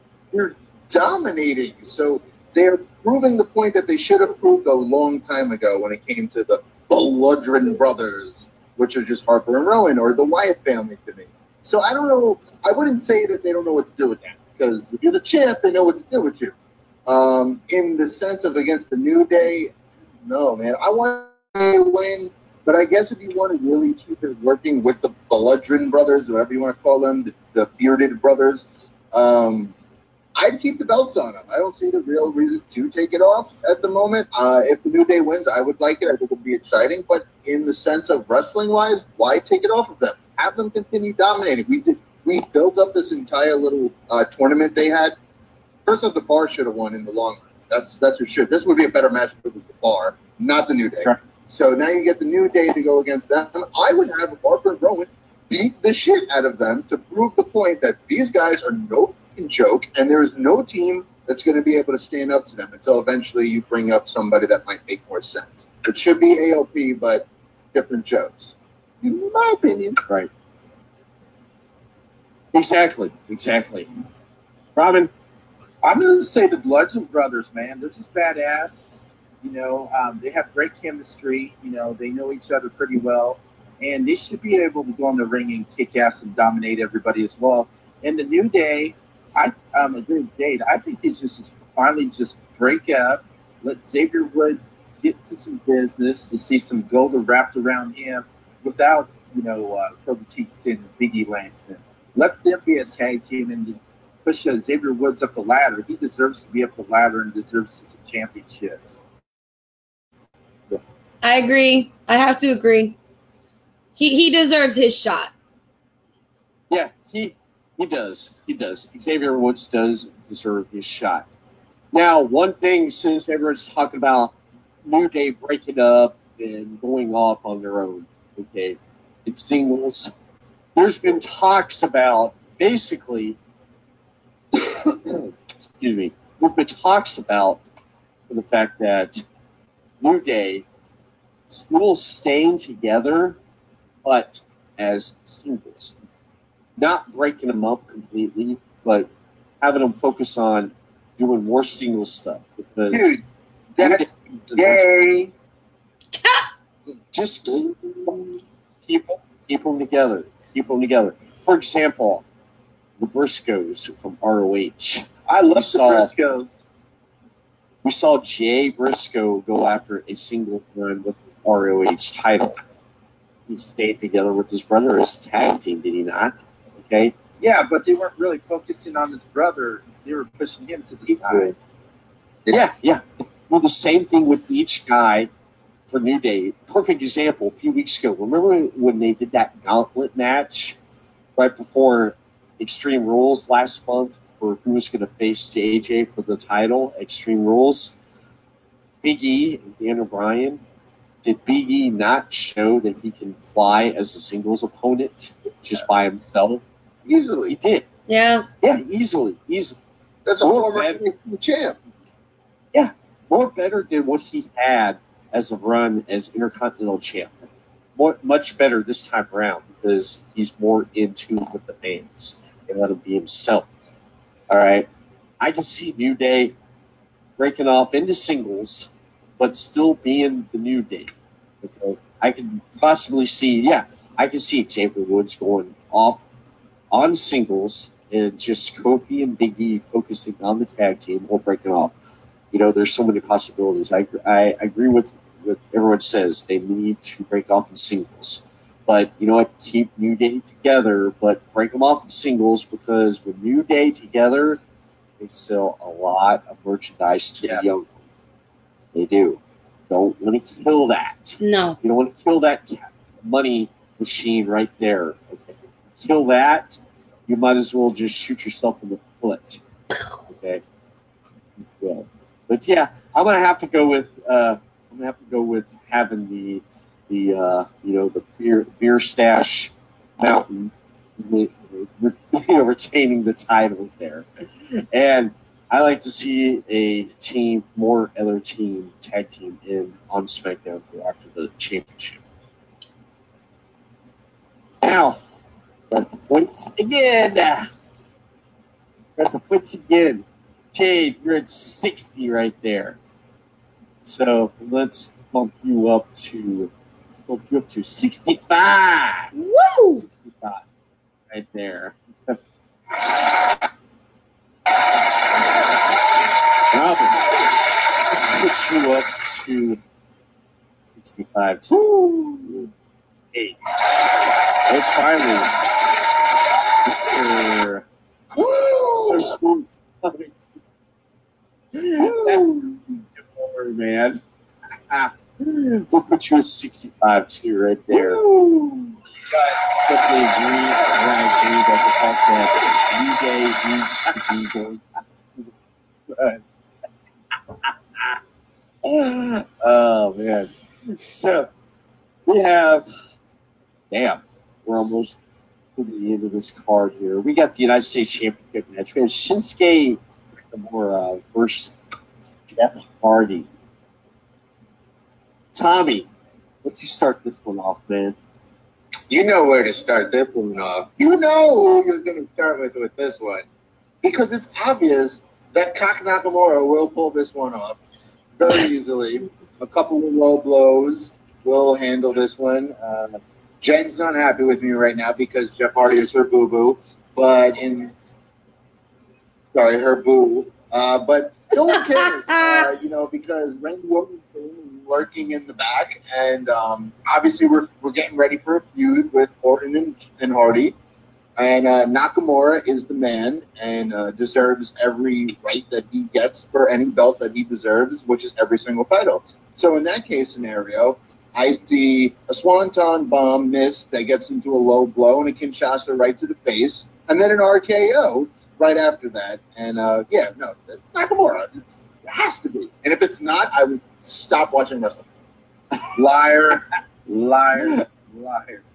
I would stop watching WWE. All right, Robyn, you chimed in there. Go ahead. Go ahead. Nakamura, the one who doesn't know how to speak English. He's going to speak. Yeah, he's going to go in there and speak that United States title, man. I'm going to speak it. Yep. Hey, I'm going my Nakamura, man. I love some Nakamura. Jade? What? Oh, my turn? Okay.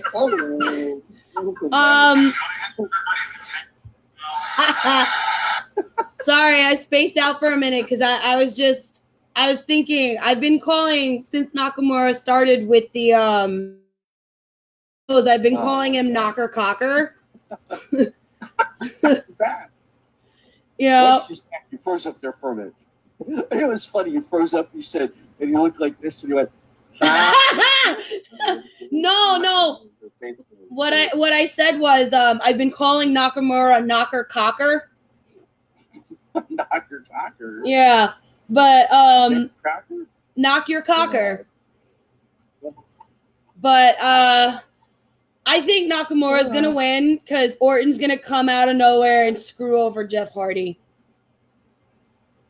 I can see that, and I can see it like he said earlier. RKO, I can see that. Yeah, he's just gonna be lurking, and then all of a sudden, when the ref is like not looking, he's just gonna bang, and Hardy's gonna be down and out. I agree. I feel this match is going to be like it was at, what was it? Three Rolls, Wham Bam. Thank you, ma'am. Thank you, ma'am. And let's move on. And of course, it's just. Wolfman's got nards.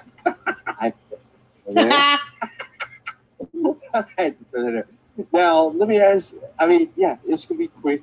Nakamura's going to hold that title, and he's going to move on. Hardy and Orton, they're going to get into that. Now, let me ask you guys. Did you guys catch SmackDown this past Tuesday? I was watching some of it. Yeah, I got a little bit of it. Orton peeking out behind the curtain kind of reminded me of like a freaking peeping pervert Tom, like. Hey, run me if that's John Love. Yes, in Little Nicky. Here in Little Nicky, where he's like, "Ooh, a window." So it's ladies' night and the feelings. Yeah, that's what it reminded me of. Yeah, we're gonna see that. Yeah, I agree with all what you say. Everyone says there. Yeah, it's gonna be quick. It's gonna be a quick squash match, and Nakamura's going to move on to the next opponent that throw in front of him, and Hardy and RKO is going to go out and they're going to continue this. That's all it is.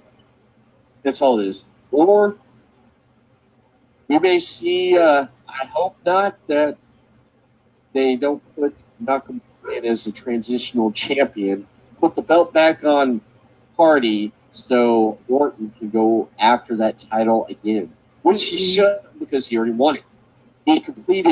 He did everything and won almost all the titles that was offered in the WWE. That was the last championship that he got. He got it. So, Hey. I mean, That's like Jericho. Jericho's won every championship title in WWE too, man. Every. yeah, It's true. he has. That's why he's the GOAT. Yep. And that's why he's the greatest free agent in the world of wrestling. Yep. Yep. That's why. That's also why he's having some fun in He's Japan right now. Yep. Yep. And that's why You know what's gonna happen? You just made the list! everyone in Japan is on that list right now. Let's look at the points here. We're all at 65 there. We're all at 65. I'm going to start with Mr. Tommy James. You're at 65. I'm going to have to put David on this. What the hell? Since you what am I talking about? I'm gonna be off thought of concentration or translation. I lost the translation right now. I'm gonna put you at 72 right there, man. Ooh.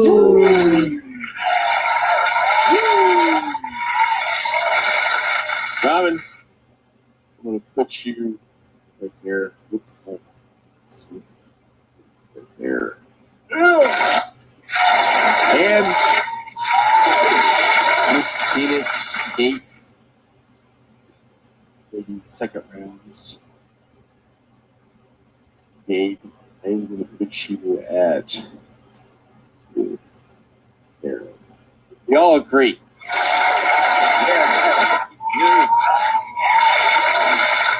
Yes. We all agree right there. Now we have the match that I'm looking forward to. I want to chime in on my first one, this one, because everyone knows, Tommy knows, and Robyn knows. Jade's going to know that too. This is one reason why I watch Monday Night Raw. This is why. Because I talked about Mr. Monday Night Rollins, Seth Rollins, going after Intercontinental Champion Dolph Ziggler. All right, I'm going to start this off. All right, Mr. Monday Night Rollins. He's going to have the returning from injury. He's been a few months. Mr. Looks like a jacked up on Mountain Dew Mountain Boy. He's right there. Amber. He's our guest. Dean Ambrose is right there. Look, he's bald with aviator glasses. We got him right there, man. He's our guest.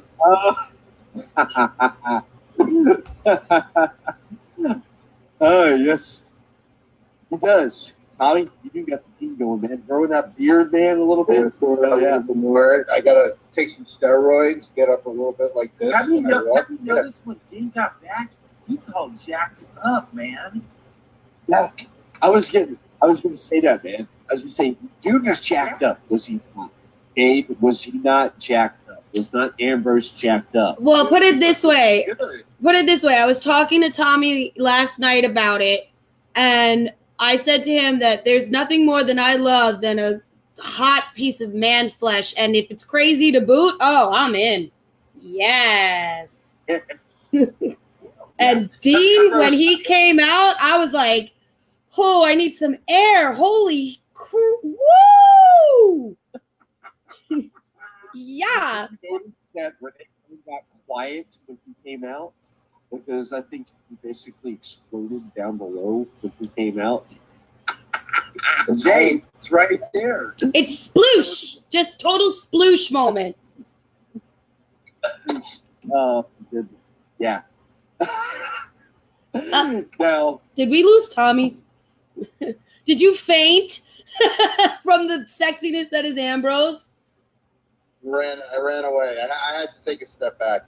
Oh my goodness. Now, well, the fact that Ambrose is in Rollins' corner. We have McIntyre in Ziggler's corner. Okay. Oh, you mean Shawn Michaels and Diesel, you mean? Diesel. Shawn Michaels Diesel 2.0. Yeah, basically. Yeah, now this can go two ways, guys. This can go two ways. The fact of the matter is that one way it can go is that Ambrose is going to have to get in there, and he's going to help Rollins win the title. Dirty Deeds. McIntyre's going to interfere. There's going to be some interference. With some interference, he's going to help Rollins win. After the match, they're both going to celebrate, and Ambrose is going to hit Rollins with the dirty deeds, and it's going to set up their feud. That's one thing that can happen. Or another thing can happen is basically when a ref gets knocked out, and it comes down to it that basically Rollins is going to go for the pin. While he's going for the pin, and Ambrose is going to screw Rollins from getting the title, and they're going to continue the match. He's going to help him get the title, then turn on him after he wins it, or he's going to make sure he don't win it completely. He didn't turn on his boy. You know, that can happen right there too. I'm going to start off with Jade on this one. What do you think? That match is going to be fire. Ziggler is so good in the ring. And then you have Seth Rollins, who is just, I mean, ever since he came back from that injury of his, he's just knocking it out of the park every single time he's wrestling. He's flying harder. He's hitting harder. He's just doing things that you would think that a man who had his knee reconstructed would not be able to do. And this match is going to probably be one of the better matches of the night. And in all honesty, I think that Ziggler is going to take it and Rollins is going to move on because they got to build up now the feud between him and Ambrose, because Ambrose is definitely having a heel turn either at SummerSlam or it's going to be in one of the follow-up shows. It's going to happen because honestly, there may be a chance with the title match of the night with Reigns and Lesnar where Mini Shield comes out, they triple powerbomb his ass, and then that's when, everything could happen. That's a good one. That's a good one. Tommy? I have to agree with Jade. Everything she said, I think, is probably exactly what's going to happen. I mean, I think Ziggler keeps it. I think Ambrose is the reason why. I think he's going to turn heel. If it's not Sunday, it's probably on Monday. He's jacked. He's back. He has horrible hair. He has horrible hair. I mean, I know my hair is like thinning, but he's getting that hair now. Like it looks terrible. Well, maybe it's because he scalped himself. He looks. Oh, bring back the hair, just like where he just didn't care. Now with this, I think that was Renee's doing though. I think she was like, "You need to fix your hair." So he fixed his hair. I think he looks like shit. But and he's jacked but fatter at the same time, like Big Papa. But he's 100%. I think he's turning heel. Ziggler needs to keep the belt. Makes sense. I like him as the champ. There's better feuds to come. Hopefully one of them could be. I don't even know where they would probably go with that one, but there's a lot there. So I think Rollins and Ambrose. We've seen it before. We'll see it again at Hell in the Cell coming up next month. Yep. But yeah, no, we're just keeping it. Yes. Robyn? I agree with both of them. Ziggler's going to keep it. Ambrose is going to go heel. And the sad thing about Drew McIntyre, man, he's such a great talent, but they're wasting him. They're not really giving him the potential and pushing him off. They're wasting him. He's just like a sack of potatoes. Yeah. Well, they could be saving him too. They could be saving him. Well, we're definitely saving him. They're definitely saving something. Yeah. Yeah, they are because they are. I agree right there because McIntyre, he's matured since his last run in WWE, and in him being part of 3MB, of course. And I believe this McIntyre. I like this version of McIntyre better. It's better than that first run seen with McIntyre before 3MB. I like this run better because he's more scary and just more vicious and more going to knock your head out, And putting him with Dolph Ziggler with the attitude is, I don't give a damn. I like Ziggler is better as a heel than a face, but I totally agree. Yeah, McIntyre was horrible when he was over Impact Wrestling too. So he's good. Mm-hmm. Yeah. Agreed. Go ahead.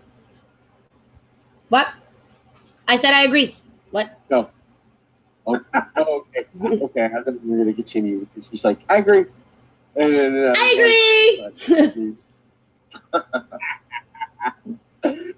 Look at the points. You guys are all at 72 right there. Jade, we're going to put you up. This First Lady's second round. We're going to put you up to a 78. Oh, right on, Jade. Yeah. Your man crush for Dean Ambrose since basically put a soft spot in my heart.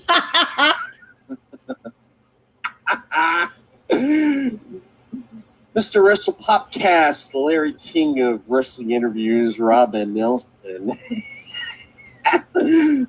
puts you right up there with this first lady of second round. This puts you up there. It's 78 right there. And let's put Mr.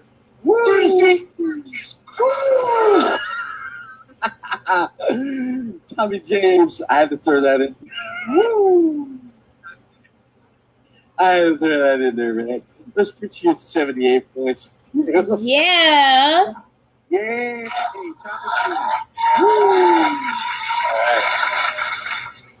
Now, let's talk about the win. All right. Talk about this triple threat right here. We're talking about. That's going to be a great one. Carmella is champion versus Becky Lynch versus Charlotte. Robyn, you can't contain your excitement. So let's start. It's going to be great, man. It's going to end up. Dude, Becky's going to get it, dude. Becky Lynch is going to get the belt, man. She's going to take it from Charlotte and Carmella. It's going to be a great match. I think it's going to be so exciting. It's going to go back and forth, who's the best. But at the end, Becky's going to get the 1, 2, 3. Okay. Tommy? Yep, I'm going Becky Lynch, man. It's about time we see it again. It's going to be one of those times where, Charlotte's going to put Carmella in the figure 4, the figure 8. Becky's going to kick her right in the damn head, put her in the freaking armbar, and we're going to see a tap. And it's going to be Carmella. Carmella will be the one to tap. And, Becky Lynch. Yes, about time. All right. Jade? So if you think my man crush on Dean Ambrose is huge, I have an even bigger one on Becky Lynch. Hell yeah. She's good looking. I wouldn't mind giving her some of my last kick. Woo! She could kick my ass any day. Woof! I love her. The Irish last kicker has always been an amazing wrestler. I think that in the beginning when they did the split, that she was cheated a lot. I think that she deserves this. She's definitely going to take it. I hate Carmella. She gives New Yorkers a bad name because we do not act like that. At least I don't. And I do not wear leopard print all the time. Damn it. Maybe only on my bra. But she's an ass. I can't stand her. I hate her almost as much as I hate Alexa Bliss. And Don't you say that. She's a marmot. She looks like a marmot. She looks like a freaking rodent. My girl, you are a sinner. No. Sin, shame. But yeah. the thing is with Charlotte, they need Charlotte to build up Rousey. So they're not going to push Charlotte against Carmella or Lynch right now. They need to push Charlotte against Rousey. So they're probably going to Charlotte's going to take out Carmella, just like you guys said. I agree with that. And then Becky's going to take out Charlotte. I agree. I agree with what everyone says right there. Yes, the Irish lass kicker. I can see her getting the belt again because I enjoyed Becky as SmackDown champion. I thought she was a really great champion. I thought it was the best thing to put her as the first champion. I think it's time. She's past due for a second run because Charlotte's already had 2 runs with this title. Naomi had 2 runs with it. Now, take it off of Carmella because I think she's a horrible SmackDown champion. She's horrible. She is. She's really bad. She even came out, I can't wrestle. You know what? They've already ruined Asuka. Okay? Take it off of Carmella. Put it on Becky. Yeah. Have Charlotte set something up where Charlotte's going to go back on Raw and go after and do something with Ronda. Okay, yeah, I could see that, and have Becky and Asuka fight over the title because that's more interesting. That would be good. That would be a really good match. That feud would be really good. The only thing Carmella's good for is she can enter the Howard Stern's Butterface contest.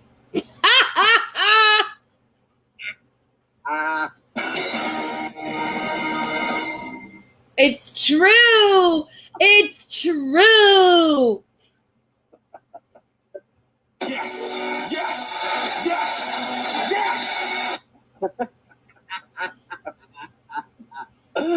Oh, dude. All right. So we all agree. Becky, the Irish lass kicker. So that's right, Irish lass kicker. Let's take a look at the points here. We're all at 78.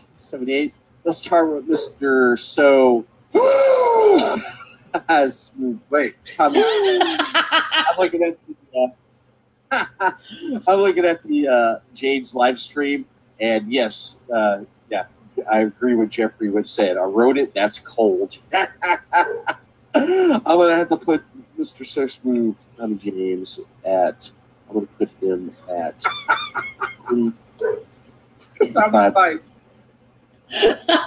Right. All right. I've still screwed it up.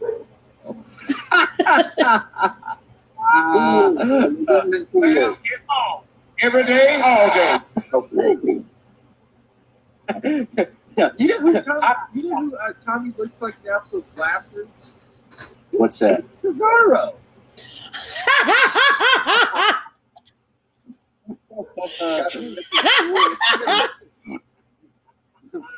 All you need is the mouth guard, bro. You need the mouth guard and the tape. Oh, you could cosplay that. Oh, dude, yeah, there you go. That's a good cosplay. You can do it. You could do it. Yeah. Superman. Yeah, have a little boombox, with you. You walk around, with this theme song. Take my hair. I'll take my hair because I'm white, really white. I'll take my hair. I'll dye it red, and I'll put it up like a mohawk. Oh my God! The only thing is, you'll never be as pale as that man. You'll never be as pale as that man. Hey, they can wear the kilts. You could totally rock the kilts. Yeah, me and Tommy can cosplay the bar. Do it. That'd be great. That'd be great. Robyn, let's put you up on points here. Let's put you up with Mr. Tommy James. Let's put you up there at 85 too. There. 85. And of course, Jade rounds. Since you admitted that you don't wear leopard except maybe on my bra. Undergarment, which you give a lot of people curiosity. So let's go ahead and put you at 82 points. All right. Woo! Boobies for the win! Woo! Actually, no. I meant to put 82. God dang, I can't see. I have these freaking glasses. No. Let's put you at 88. Okay. Oh, there we go. You just, Right there. you know what it is? You just can't compete with boobs. Yes.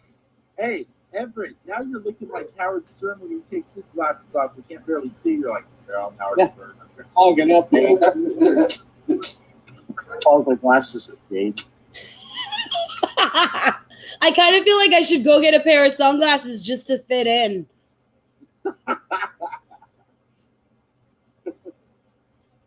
There, I can see now. Yes. Jeffrey on the live stream says, oh God, not the Cesaro theme. Hey, I'm liking this Jeffrey cat, man. He seems like he's I am too, man. He's been awesome tonight. He's been hanging with us. Give a shout out to him. His second round should say, Tommy, Jade, I have to steal it from him, which brings a glass to Jeffrey. yeah, to Jeffrey, man. That's a cool dude. We're hanging out with us tonight on this prediction show. We're getting there. We're getting there. Now, Robyn, you, Jade, you made Robyn, jump out and we wanted to use them fight words. Oh, God. Yeah. Talking about is my girl, the 5 feet of fury, Alexa Bliss. Oh, Alexa Bliss. I could just pick her up going up right on the rounds. That 5 feet of furiness. Jade, hey, this is what I'm gonna do. Okay, Jade, I'm gonna let you start it, and then it's gonna go to Robyn. Me and Tommy's gonna sit back, and we're gonna refill our glasses, and then hopefully nothing bad happen. What do you say, Tommy? I'm gonna sit right. Look, I will stand right here. I got my. Oh gosh.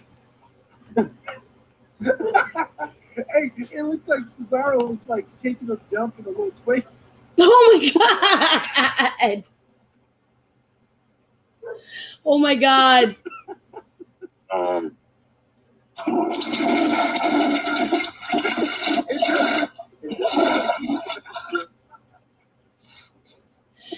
No, I mean, honestly, I was talking actually with my boyfriend Fernando about this the other day. Rousey is a great draw. Let's not get this twisted. She is that big power hitter that they were hoping that she would be. Here's the problem. She still fights like she's in MMA, and she's injuring the wrestlers left and right. And, and let's not get it twisted. As much as I can't stand Alexa Bliss, she is a fantastic wrestler. She really does have these moves that women can't really do, and she can do them. Me too. Oh, yeah. But, I still think she looks like a marmot, and, all the time. She's the kind of girl that I would fight with in high school. Honestly, that's how she is. But honestly, Rousey still needs to work with Nat in the dungeon. She still needs to learn to control her tricks. She needs to learn that this is not MMA. This is wrestling. While there is skill involved, there is talent involved. You can't just armbar everybody and I'm winning. You can't do that here. So I think that Bliss is going to win. And Rousey is going to fight with Nat, and they're going to set up a storyline with that. I I totally agree. I definitely totally agree. I hate to say, I'm going to take my phone with me. I'm going to listen, and I'm going to step out just for a second. I'm going to grab something to drink, but I am going to listen. So, are you going to get some Pedialyte? No. My what? Oh my God. You gonna go steal that from your daughter and drink her Pedialyte? Oh no. That's so wrong. I know that you're only half the man that I am, and I have half the brain that you do. Robyn, tonight you've been a... No, this is a force to be reckoned with. Yeah, what Jade was saying about Ronda Rousey, I agree with Jade. She's still a little green. She needs to improve, and she needs to get some more wrestling training, you know, instead of thinking like an MMA fighter. And another thing is, they need to give her better ring gear to fit her, because she's always constantly pulling up her tights and shirts and stuff. It's like, what's wrong with that picture? Won't they just give her some great wrestling gear that would fit her and give her a certain style? That would be pretty cool. But, you know, I'm going to go for my girl, Alexa Bliss, because she's beautiful, 5 feet of fury. She's got that great charismatic attitude. People either hate her or love her. She knows how to strategize in the ring, and she does those beautiful DDTs and beautiful everything, man. That girl is just a goddess. So my girl, Alexa Bliss, is going to keep that belt. Oh, I don't disagree with you.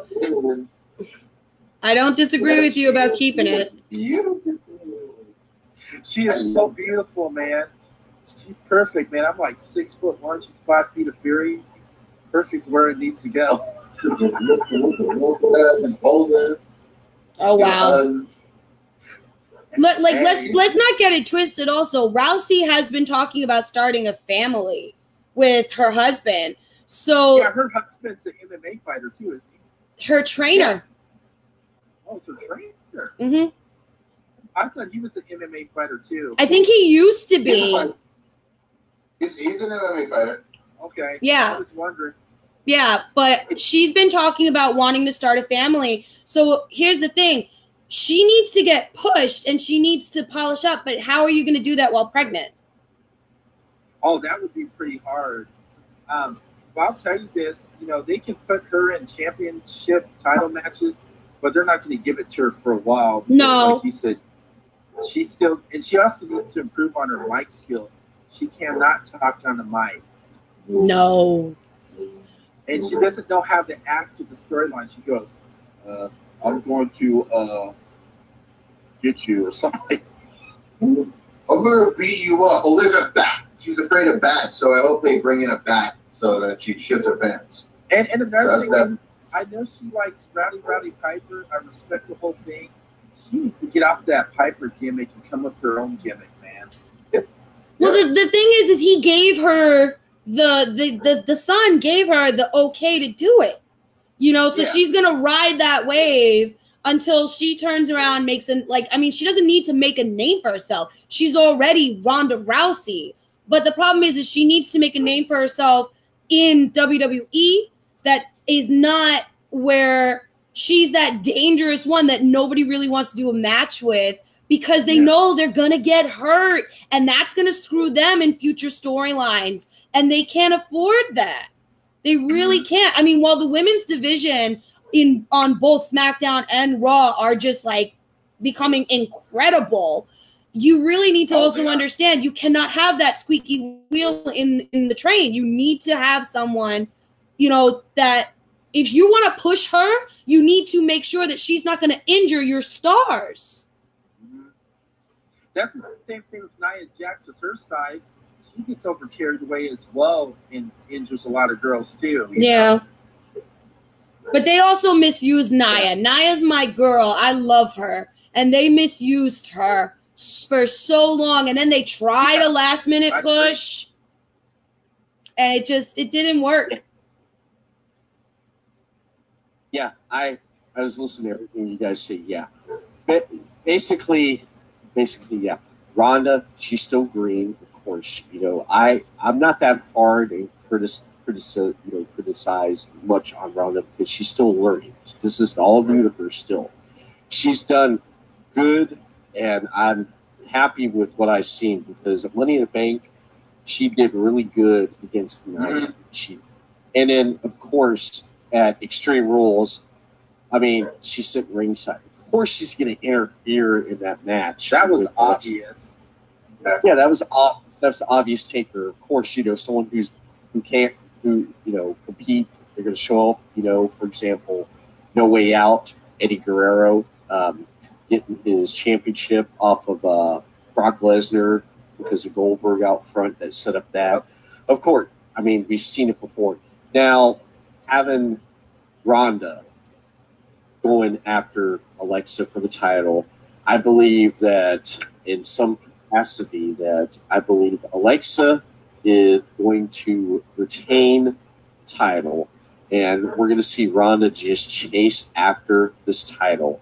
We may even see Stephanie McMahon jump back into the mix and throw up roadblock, because we may see the female version of Austin and McMahon with this right here. Oh, I can see that. I could see that yeah, too. Back. I don't want to see it, but yeah, I can see it. Like, if they do choose to build it that way. We just have that great chemistry together, man. Yeah. And I miss when Vince McMahon used to come out all strut and be like, "You son of a bitch." Austin. Yeah. Yeah. Jeffrey and the says, yeah, Ken Shamrock debuted in WWE. He didn't get the tool, but later on he got better. This says, I wouldn't dump on Ronda yet. Exactly. I wouldn't dump on her yet because she's still green. I know people are pretty criticizing. They pretty much are sitting there like everything Ronda does, they're just bitching and moaning and bitching and bitching and bitching and bitching and bitching and bitching and bitching. Are you bitching? It's like, give her a break, let her learn. Because do you expect someone to be a pro and expert jumping into something that's new to them? Or would you like to see and watch them grow, Because Ronda, she was too big for NXT, okay? Now, one thing I could say is this goes back to NXT, Shayna Baszler. If Shayna does lose the title, I would like to basically, what if Shayna Baszler shows up, okay? What if they take Ronda away from the title picture with Alexa and then throw Shayna Baszler up on the roster and have them feud? Or they put her with... That would be like a man fighting a woman, man.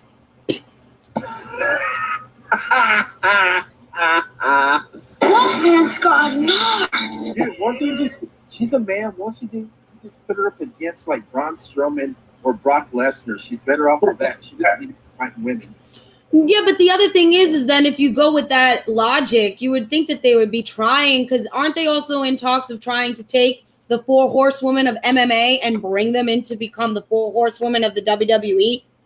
I mean, which is obviously going to feud with the original 4 horsewomen, which was Charlotte, Becky Lynch, Bailey, and the Boss. So if you get the 4 horsewomen of MMA and then you pit them against the 4 original horsewomen, well, that would be amazing. Like, once they're polished up enough. That's great. Monopoly. That would be. That they talked about doing it last year, but some stuff happened where they weren't able to do it because of, I guess, Bailey, Sasha, Charlotte, or Becky. Something happened with one of them, and they held off on it. So they just were going to put it at WrestleMania this year, but it didn't happen. So now they may start that. I hope that happens in the future. I would love to see I would watch that. I would watch that. Because, again, it all really does come down to the fact that they are having an all-woman pay-per-view. They need to start building a really good card, or the women's division, all the progress that they've made to become a legitimate division is going to go to shit. It is. Because people are going to laugh at it. Yeah. You know something? That's a shame because there's a lot of great women wrestlers out there. I'm also talking about the indies as well. Yeah. They're just as fit as most of these women here in the WWE. They can get in the ring with any man. They can take hits, bumps. They're tough. It's not like way back when we were like pretty little feminine models, man. These girls put their blood, sweat, and tears in the ring, man. I respect women's wrestling today, man. Kudos for them. Damn right. Yeah. Yeah. I definitely agree with what everyone says, man. Definitely do. Let's look at the points. Everyone, Jade's at 88, Robyn at 85, and Tommy at 85. Woo! Tommy, let's start with you, Mr. So Smooth Tommy James. You're at 85, brought up some really good points. Let's throw you up at 90 right there, my brother.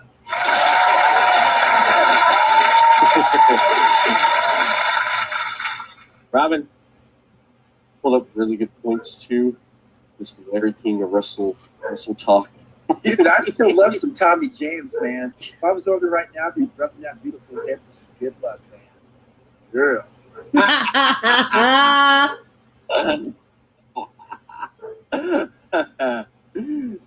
Let's put you at 90 as well there. Woo! That's good for both of us.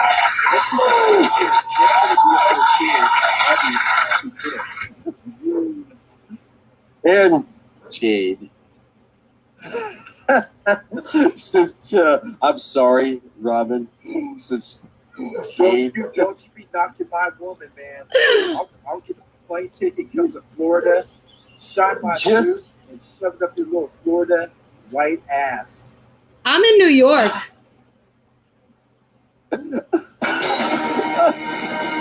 She's talking about me. He's talking about me, Jade.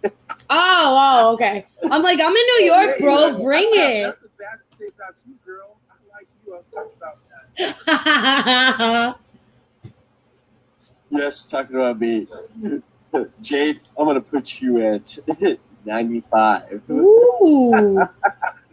That comment because Robyn basically was like, oh my God. Don't you be knocking my woman, man. Like, you could literally, you could feel his stomach just drop into his balls when I said it. You were just like, ah! Oh, I did. It went past my ankle. Oh my God, it did. I was like, what? No, not my love. No. Oh my God. One before we move on, I did like a Monday Night Raw where she was poking fun at Ronda. He's like, you make a scary face, I can make a scary face too. That's literally where I said she looked like a marmot because she's like, you know, like. But I mean, that was funny. I loved how that. And Jeffrey, I want to say this at your live stream up here, Jay. Speaking of 4 horsewomen here at WrestleMania Dream Match, Charlotte Flair versus Tessa Blanchard. Oh, baby. Tessa, that would be awesome. Tessa Blanchard is a beast. Yeah. I love that woman. I don't know why WWE didn't pick her up. Dude, she's a freaking beast and great in the ring, man. Mm-hmm. Yeah. Yes. Oh, and he also suggested a WrestleMania 35 match of Rousey versus Baszler. That would be good. That would be good. I would like to see a man fight Ronda Rousey. Might be better, considering. All right, we're down to the last match. Is more butch than me, man.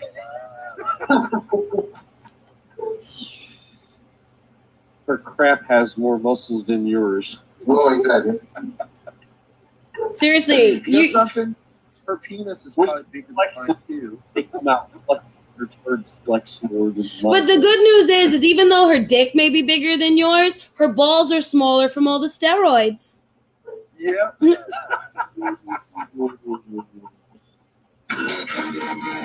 Burn.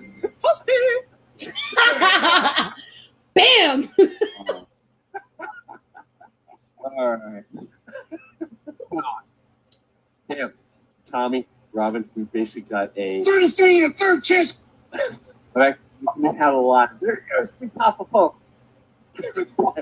Hey, two of my freaks out there, holler if you hear me. Shayna's one of them.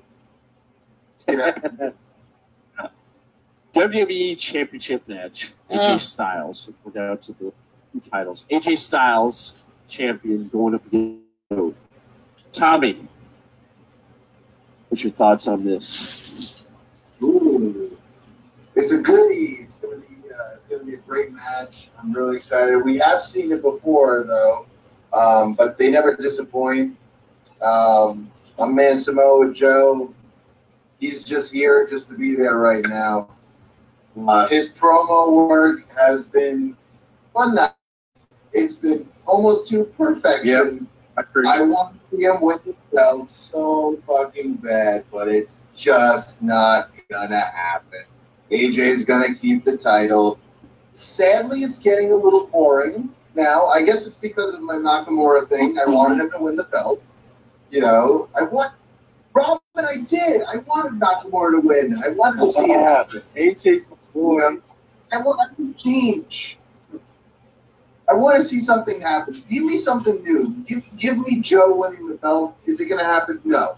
AJ's going to win, and we'll see where it goes from there. I don't know who can even step up next to make it more interesting, but this match is going to be good. It's going to be fun. It's going to be an exciting match. It's something to literally watch from front to end.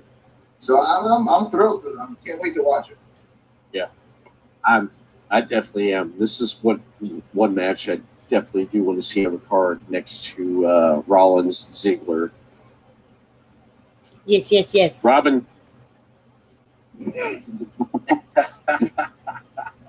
Dude, I'm going for my boy AJ. I like Samoa Joe. He's improved. He's gotten better when he came to the E, mic skills, everything, and all that. And I just love the whole feuding they're doing, the whole mind games where he's manipulating AJ with his family life, you know, and reading this letter from SmackDown, which really gave AJ a slap in the face. So I agree with Tommy. It's going to be a great, intense match, a lot of action. It's not going to be boring. Everybody's going to get into it and all that. And then at the end, you know, AJ Styles is going to keep his belt. All right. Jade? Well, you know what? The thing with Styles is they're marketing him for 2K19. You know, he still draws a lot of money being the champ. You know, Joe, let's not get it twisted. Joe is good, but he gets injured all the time. So it's very, very hard to build a really good storyline that'll stick because he'll do like these phenomenal matches and then be out for several months. And you're like, where's Joe? Where's Joe? When's he coming back? You know, I mean, let's not get it twisted. Joe is good at being the heel. Joe is the best at, you know, when he's a heel. And he's a great heel.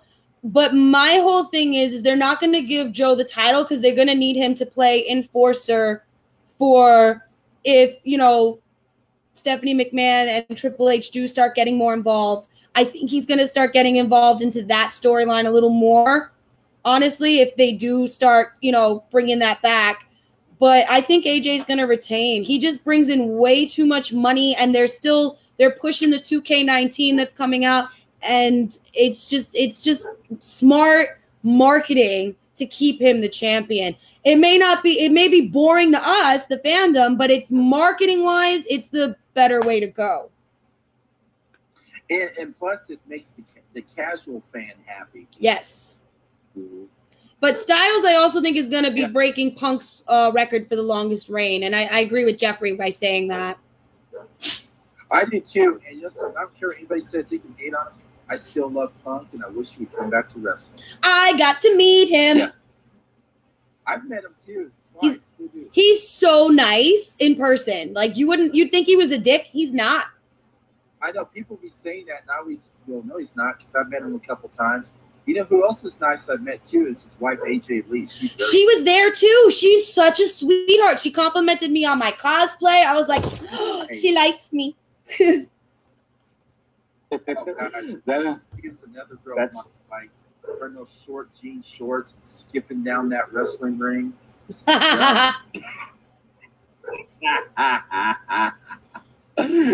Robyn just loves female wrestlers. Just obviously. Just her looks and just her talent and stuff. You know, so it's good. It's good. That is awesome. That is. Now, yeah, AJ, I can see Joe. I can basically, yeah, I can see Joe, AJ breaking Punk record. However, I can see AJ actually like dropping the title to Joe and AJ there for a while. For what? Because his reign, his second run as WWE champion, it's got to the point now where it's kind of got a little bit stale. Let's make AJ go after and chase the title. Joe, put the strap on him. He is phenomenal, no pun intended, with being a heel on the mic and everything he does. And I love just what Joe does. And therefore, I like to see that happen. I'm sorry, I love AJ, but put the strap on Joe, let him run with it for a while, and let AJ chase it. And they can really. Hi. Hey, screw this up. That's Fernando. Everybody say hi. Hi. What up, Jade, man? Hello. Butter's outside. Can you let her in? I just like to see Joe just win the title. That's all. I just want to see Joe win this title. I mean, it would be good if he won the title, but he's not going to retain it. AJ's not going to retain it. No. AJ retains. Right. If Joe beats him, he's not going to keep it for very long. Yeah.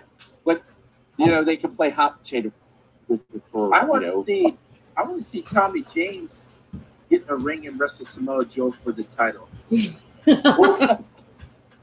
But man, if I gotta give him a smooth attack, I give him a smooth attack. That's my finisher. But Joe's gonna probably choke me out. Look at the size of that motherfucker. No, man. That wrestling built mold about you. I can see you getting the ring, man. Damn!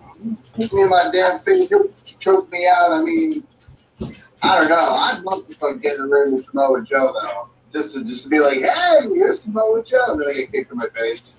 Like, go straight. It's not that bad. Yeah. Yeah. Well, Exactly. Jeff makes a really good point. He's saying Styles is holding the belt till 2019 because his contract is going to expire. Oh, no kidding. Wow, I didn't know that. That's something, yeah. AJ's contract's coming up with the club, Gallows and Anderson, their contract, and Nakamura. Their contracts are. Shinsuke's be up too? Because he came around that time and resolved him too. Yeah, Nakamura, all four of them, their contracts are coming up. Mm-hmm. Will Nakamura go back to New Japan? Will AJ stay, or will he leave, or will the club stay and leave? You know, that's up in the air. There's a lot of people's contracts up in the air right now, and everyone, I mean, Robyn, you said Samoa Joe or AJ, right? Yeah, I said AJ. AJ. Get the belt. All right. Tommy said AJ. AJ. Jade. AJ. AJ. All right. I say Samoa Joe. So we're all different. You know something? 3-1. I like Samoa Joe. I always have, man. But like I said, he's not going to win the title. I love Samoa. I mean, I think he's great. I don't say that he's not going to get the strap, but it's just not going to be on Sunday. It's not, because think about it. Kenny Omega he's almost done in New Japan. And if their contracts are all up at the same time, who's to say that they're not going to turn around and bring Kenny Omega back to the bring him to the WWE, and then all of a sudden have that powerhouse with Styles, and the Bullet Club is reformed. I don't know. I don't think Kenny's going to come to WWE. I don't think he is. He is. I don't think. We'll see. I don't think. We'll see. I've said crazier things, and I've been right. Well, yeah. I mean, yeah. Kenny may. I can see that. It's going to come down to this. His end of the line. Yeah, I can see that. It's going to come down to this. Okay. It's going to come down to money. That's all what it's going to come down to is money. And they're going to probably throw a ton of money at them to stay. Yeah, that's true. I mean, Ziggler was talking about jumping off and heading to the Indies or doing something else. And look, he signed another 3-year contract. And AJ's going to sign his contract with WWE. He is a performer, man. He ain't going anywhere. He makes too much money with WWE. Yep. Yeah. He sells a lot of merchandise and everything. Mm-hmm. And the now, kids love him. Exactly. Let's look at the points here. We got Tommy at 90, Robyn at 90, Jade at 95. Woo! Mr. So we're sitting at a nice 90.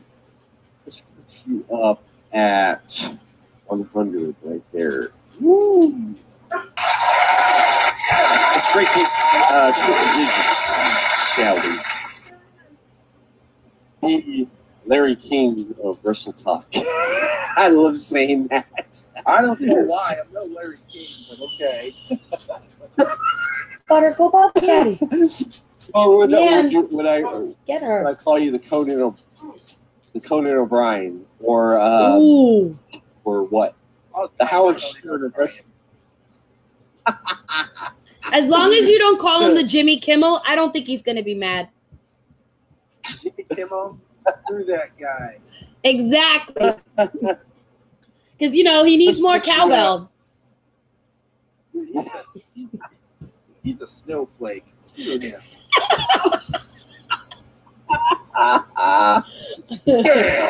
Oh, my God. I'm afraid I've got some bad news. I'll tell you what, I can put on a better show than Jimmy Kimmel. You know what, Robyn? Since you said that, I'm going to put you at 105. Trust me. Gee, you're sitting at 95. All right. Brought up some good points. I'm going to have to put you at 100 there with Tommy. Ooh. Sitting there. Tommy. Robyn's just jumping the lead right there. He's just jumping the lead. And I just want to let you guys know, Tommy, besides being who you got, let me ask, refresh my memory, who is the champion? Who's been the most champion on Who You Got Challenge? I know. Let's just mention it. I know it's debatable. Is it Alex? Alex is a 3-time champ. Okay. Tommy, you have bragging rights. You, with a point challenge on the prediction shows, you are a 2-time champ. Ooh. Congratulations, Tommy. 2-time. Like, you may get dethroned tonight. Oh, shit. One more match to go. Yep. This is the final match. Okay. Everyone has basically Bitching and moaning and bitching and bitching and bitching and bitching and bitching and bitching and bitching. Are you bitching? about this. Okay. I'm going to start this one off. All right. I want to start this one off. I want to get out what I have to say. Okay. All right. Like Conan used to say in WCW, let me speak on this. Okay. Or how Jesse Rhodes says it, now can. Now, you see, we got a situation right here. See, I could do it, Dusty, if you want me to. I can cut this promo right here. Totally. No, do Macho Man. Dude, no, he should totally pull a Paul Heyman. Oh, yeah. Pull off the Paul Heyman. Yeah, buddy. Well, I don't have like a blocked cell phone, you know. I can't be that dangerously. By trying to get games is here to represent my client, Tommy James.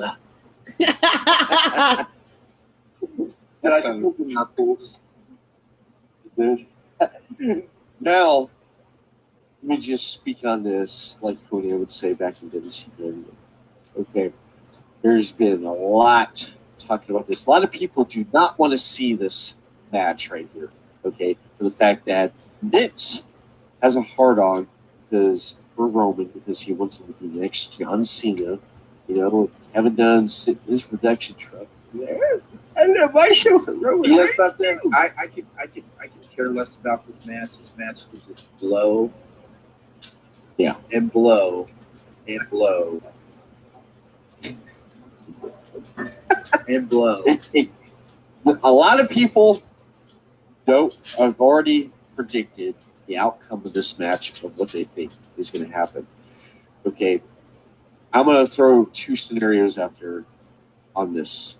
Actually, probably 3.5. I may have probably a 33 and a third chance. There goes. I love it. If this is going to happen, okay. We all know. We all read the internet. We all read the dirt sheets. We know Lesnar is basically going back to UFC because what we've seen, I think, 2 or 3 months ago. Correct me if I'm wrong. It was about 2 or 3 months ago when he entered the Octagon and went after Daniel Cormier. Is that right? Is that right? Yes, you're correct. You are correct, sir. I am correct. Yes. We know that's going to happen. Lesnar's going back to UFC. He's going to go after Daniel, and he's going to he wants that belt, and he's going to beat him down and take that belt. You see what Lesnar do in UFC. He's a monster. He's a beast. Okay, the name suits him right. Okay, now what's going to happen is in this match right here is how they're going to take the belt off of Lesnar and put it on Roman. Okay, that's going to be a sad day in history. It's going to be like Doomsday. 2 scenarios is going to happen. One interference is going to happen from Paul Heyman. Paul Heyman is last time Vince let the belt leave. Who was that? Lesnar, and he's basically going to cost him the championship. He's going to side with Roman, and there is Paul Heyman's new client, Roman Reigns. Roman's going to turn heel. And that is like, what? Roman's going to turn heel because Paul Heyman's going to be in his corner. He's going to help him get the championship. All right? And that's what everyone's going to want. All right? He's going to win the championship that way. Or another way he's going to win the championship is that basically he's going to get the upper hand. Paul Heyman's going to try to interfere, and he fails, and Roman is going to capitalize and win the championship. Okay, Roman's going to win the championship. However, here is the outcome: Owens, Strowman, depending on who gets the belt, who gets the briefcase, who's going to hold it, is going to cash in, and going to make New York. They're going to make Brooklyn happy and send them home happy. If not, they're going to be tearing out the seats out of the Barclays Center and throwing it. NWO. I believe that man. Will never knock on New York. They're still cleaning. Yeah, they're still cleaning off the trash from '96 when the NWO happened here in Daytona on the street. Oh yeah, where Hogan wow cancer and all that. They did an interview about that. They had to get out there for their lives, man. There was people trying to stab them and everything. They were trying to get out there. Yeah, Hogan was meant up very with respect. Now, that's what's going to happen. That's what I think is going to happen right there. That's my thoughts on it. Tommy, let's start with you, man. What do you think is going to happen in this outcome of how they're going to take the belt off of Lesnar, put it on Reigns, and who's going to cash in.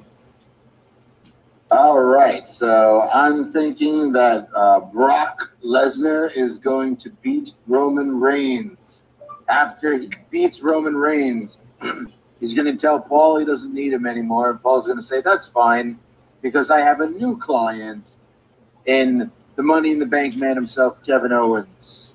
And that's when KO is going to come in, and he's going to kick his ass, and he's going to get that belt. Because KO will walk out of SummerSlam as the Universal Champion. Nice. What's going to happen? Nice. Jade? There's several options that you have with this right now. Option A is Paul Heyman is going to screw somebody over, but it's not going to be Reigns. It's going to be Lesnar. Heyman has a history with the Samoans, you know, and Roman Reigns is part of that legacy. So there may be a good chance that it'll be Heyman that pulls a fuckaroo on Lesnar, because you know they're never going to let Lesnar go to back to MMA with a belt. That's pulling it like they did with that guy. They're not going to do it, you know? So there's that. And then if Strowman does win, does keep the Money in the Bank, he will more than likely cash in. I agree with that. And the other thing that could happen if Strowman cashes in, Paul Heyman could turn around, screw over Reigns last minute, and go with Strowman. Nice. Think about it. He's trading in a beast for a monster. Oh, dude, that's a great scenario. I totally agree on that. I can see that happening. Because also keep in mind, not to interrupt you, but also keep in mind, Lesnar has to still fulfill his suspension with MMA. So he's not getting back into that ring until minimum February. Oh, crap. I didn't even know that. Wow. Yeah, he still has to fulfill that suspension. So no matter what, he's going to be around, and they're going to try to use him up, and then they're going to be like, all right, bye, go. So honestly, I really do think that Heyman's going to be the one that pulls all sorts of stuff, and we're going to be sitting there going, oh, you know, like a double cross. It'll be amazing. You're trading in a beast for a monster. And then that'll get Strowman over even more than he already is, because also keep in mind, Lesnar has not been pinned in 700 days. 700 days. Good point. He needs to go, he needs to be taken down. Knock him down a few fucking pegs, because he's a horrible champion. I can't stand him as a champion. He's horrible. I mean, I don't want Reigns to take it either, because I hate him, but I would rather Reigns than Lesnar at this point. It's enough. Enough is enough. Yes. Robyn. I'm listening to these scenarios. I'm going to say Kevin Owens is going to go home with the belt. You know. Yeah. After that match, Kevin Owens is going to go home as the brand new Universal Champ. All right. Maybe.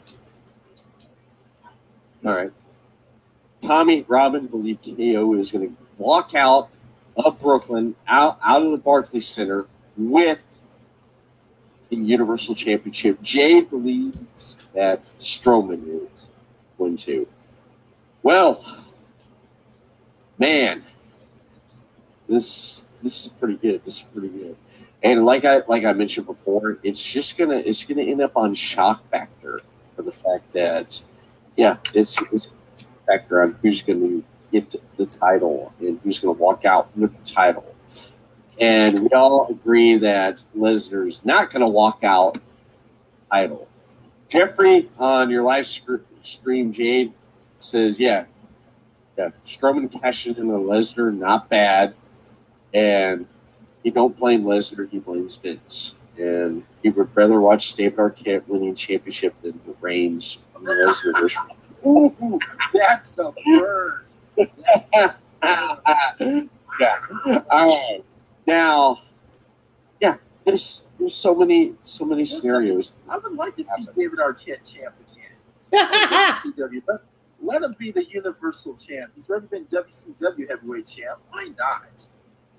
Yes! Yes! What was the name of that kid? Nicholas?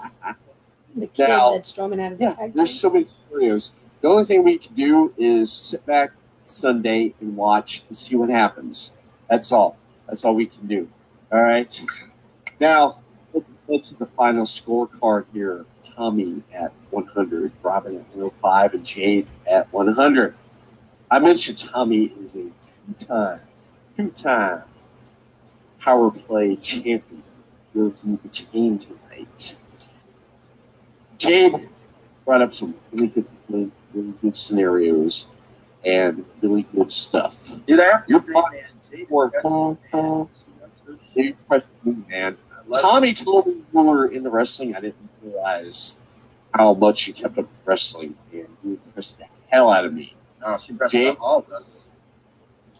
You're going to sit tonight at a 140 final score.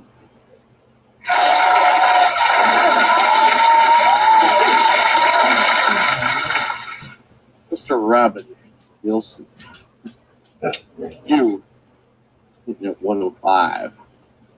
You impressed me as always with the knowledge of wrestling that you bring to the table with wrestling.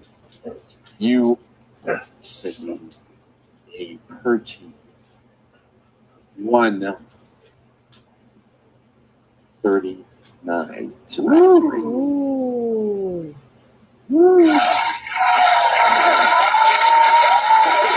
And finally, we have Mr.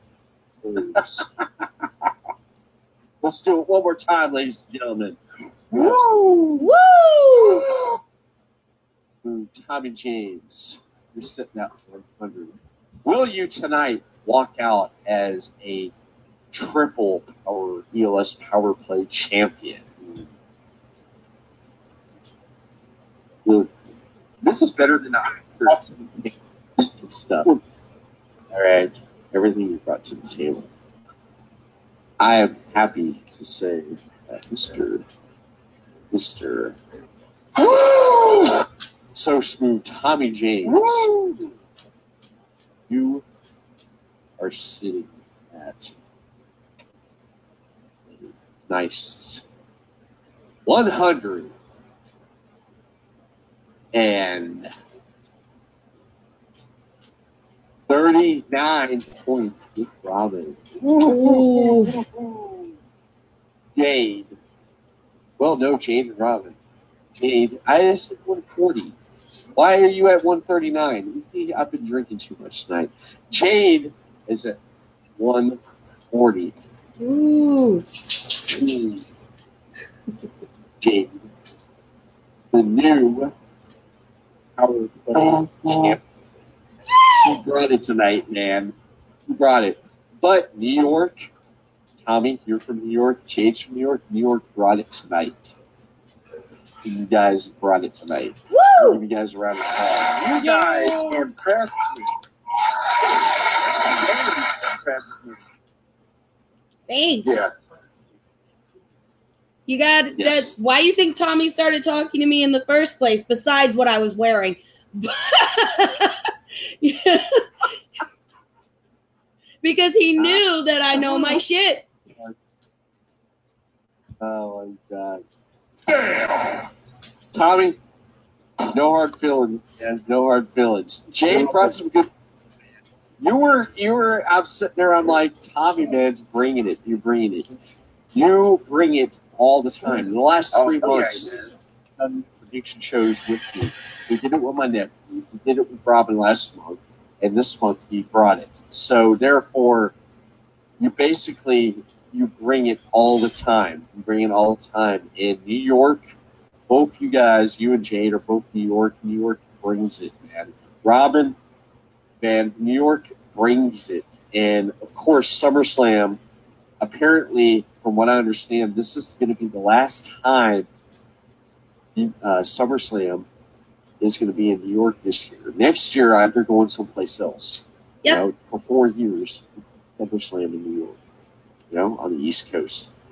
Maybe they're bringing it back over to the West Coast. Who knows? Who knows? They may bring it back to L.A. or somewhere. Where I grew up at.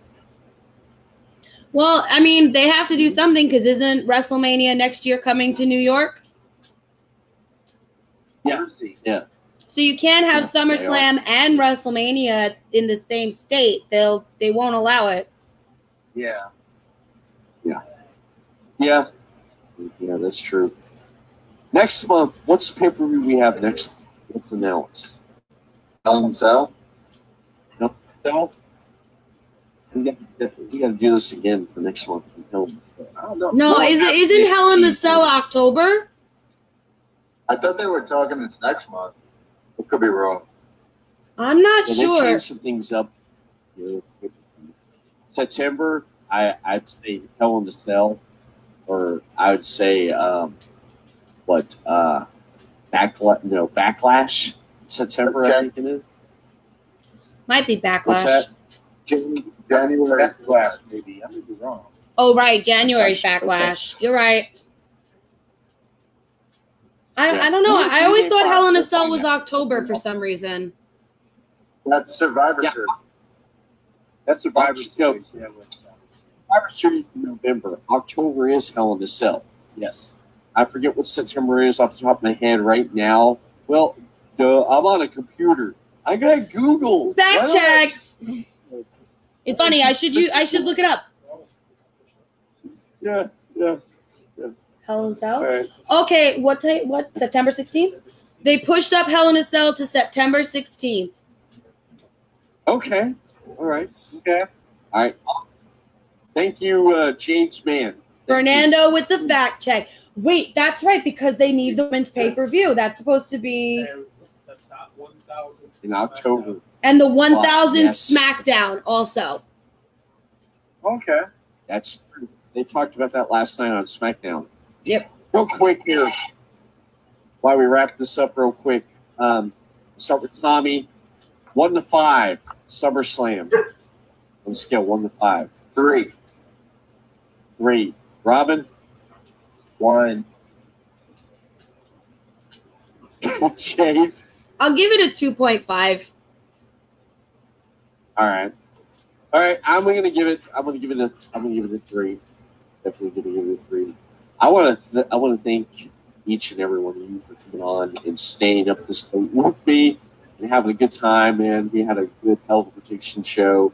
This podcast will be up on the Podcast City Network Twitch channel, and you can check the back catalog on the Podcast City Network YouTube channel.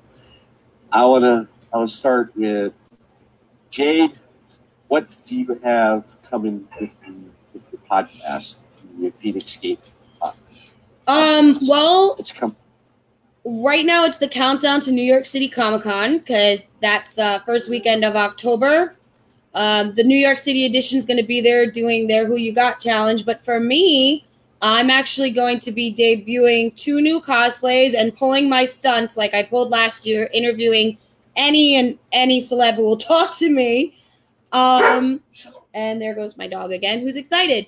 For the most part, it's basically just going to be, I think I'm going to talk about some things that are happening in the cosplay scene right now that are not very copacetic next week, because there's a lot of things going on right now that are giving us a very bad name and a very bad light. So that's next week's episode. All right. Awesome. Mr. So smooth, Tommy James. What second rounds? What do you guys got coming up here, man? What's coming up here lately with you guys? Well, next month we got MegaCon Tampa, where we got our Who You Got challenge. This weekend we're doing my challenge. Mr. A-Town Ryan from the New York edition is flying down. He'll be here on Friday, so he'll be doing my challenge with me. We also got Daytona Beach Comic-Con that we'll be at, Claremont Comic-Con we're going to be at. So, yeah, we're getting some work done, and we got a lot of new things coming. I know the New York guys are getting ready for New York City Comic-Con, as Jade mentioned. So, it's going to be fun. It's going to be interesting. And, of course, we're also working on the big 6 freaking man match, which is going to be the New York edition, the Florida edition, the Phoenix Gate, the Everett Lee Show, David C. Russell podcast. No, David C. Russell. Deathmatch. I know he had, because I know he puts his name in it with it. And Mr. Robyn Neilson is getting on it as well, because we're doing the whole 6 minutes. This is going to be really interesting. I got to break it down and figure out how we're going to do it, because it's going to take a little bit, but we're going to make it happen. I think it's going to be really interesting. Yes, I'm looking forward to that. Definitely, yeah. And Robyn Neilson of WrestlePopCast, and Robyn Neilson presents Paranormal Files 13. What do you have in store here coming up? Friday on WrestlePopCast, I'm going to have a legendary ring announcer from WCWWE, Mr. Capetti. Yeah, that's going to be a great one. I've been looking forward to that one. And then Saturday night, I'll be at NWF Northern Wrestling Federation for their Fan Fest. And then that next Saturday after that, I'm going to be in Indianapolis at Whorehound to meet Kiefer Sutherland. So that's going to be a cool one. And then after that, I'll be in Chicago for StarCast and All In. And then after that, I'll be at Cincinnati Comic Expo. Then I'll be at Heroes and Legends podcasting live for them. And then I'm doing a lot of stuff. And then in November in Columbus, I'll be seeing the pay-per-view Survival of the Fittest Ring of Honor. Ooh. Yes. Everyone's busy with something. Oh, and one more special podcast in October. I'm going to have the Darewolf. Used to wrestle for WWE by the name of, what's it, PJ Perkins? Yes. The Darewolf. I will be having Wolf on October. Woo. Excellent, man. Excellent, excellent. I want to say, as one of the co-owners of Podcasting Network, I want to thank each and every one of you for the content and the dedication, the hard work that you put out each every week to your fans and to your fan base and everyone to listen to. And I want to give a shout out to Jeffrey for the Big Date live stream chat tonight. For sticking with us.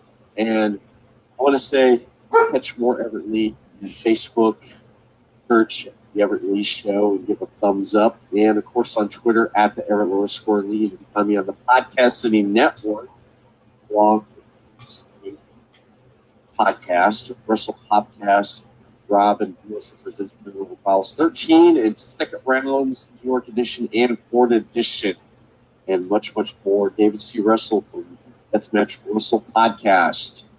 Shout out to him. Kills me if I don't. And then, of course, the Chris Carnage Show. You forgot one. The girl who has the yoga channel. Yes, Mantra Yoga Live with Kelly is coming soon this week. So be sure to check that out. I want to thank you all. And then Jade's friend Jeff should have his own podcast and be part of the Podcast City Network. Yep. Thank you for tuning in. Thank you for everyone who's tuning in and listening to this podcast tonight. I am Everett Lee. I'm out of here. I'll see you again next week on the results of NXT TakeOver Brooklyn 4 and SummerSlam. Everett Lee signing off. Have a good night. See you later next time on the Everett Lee Show. Peace. Bye.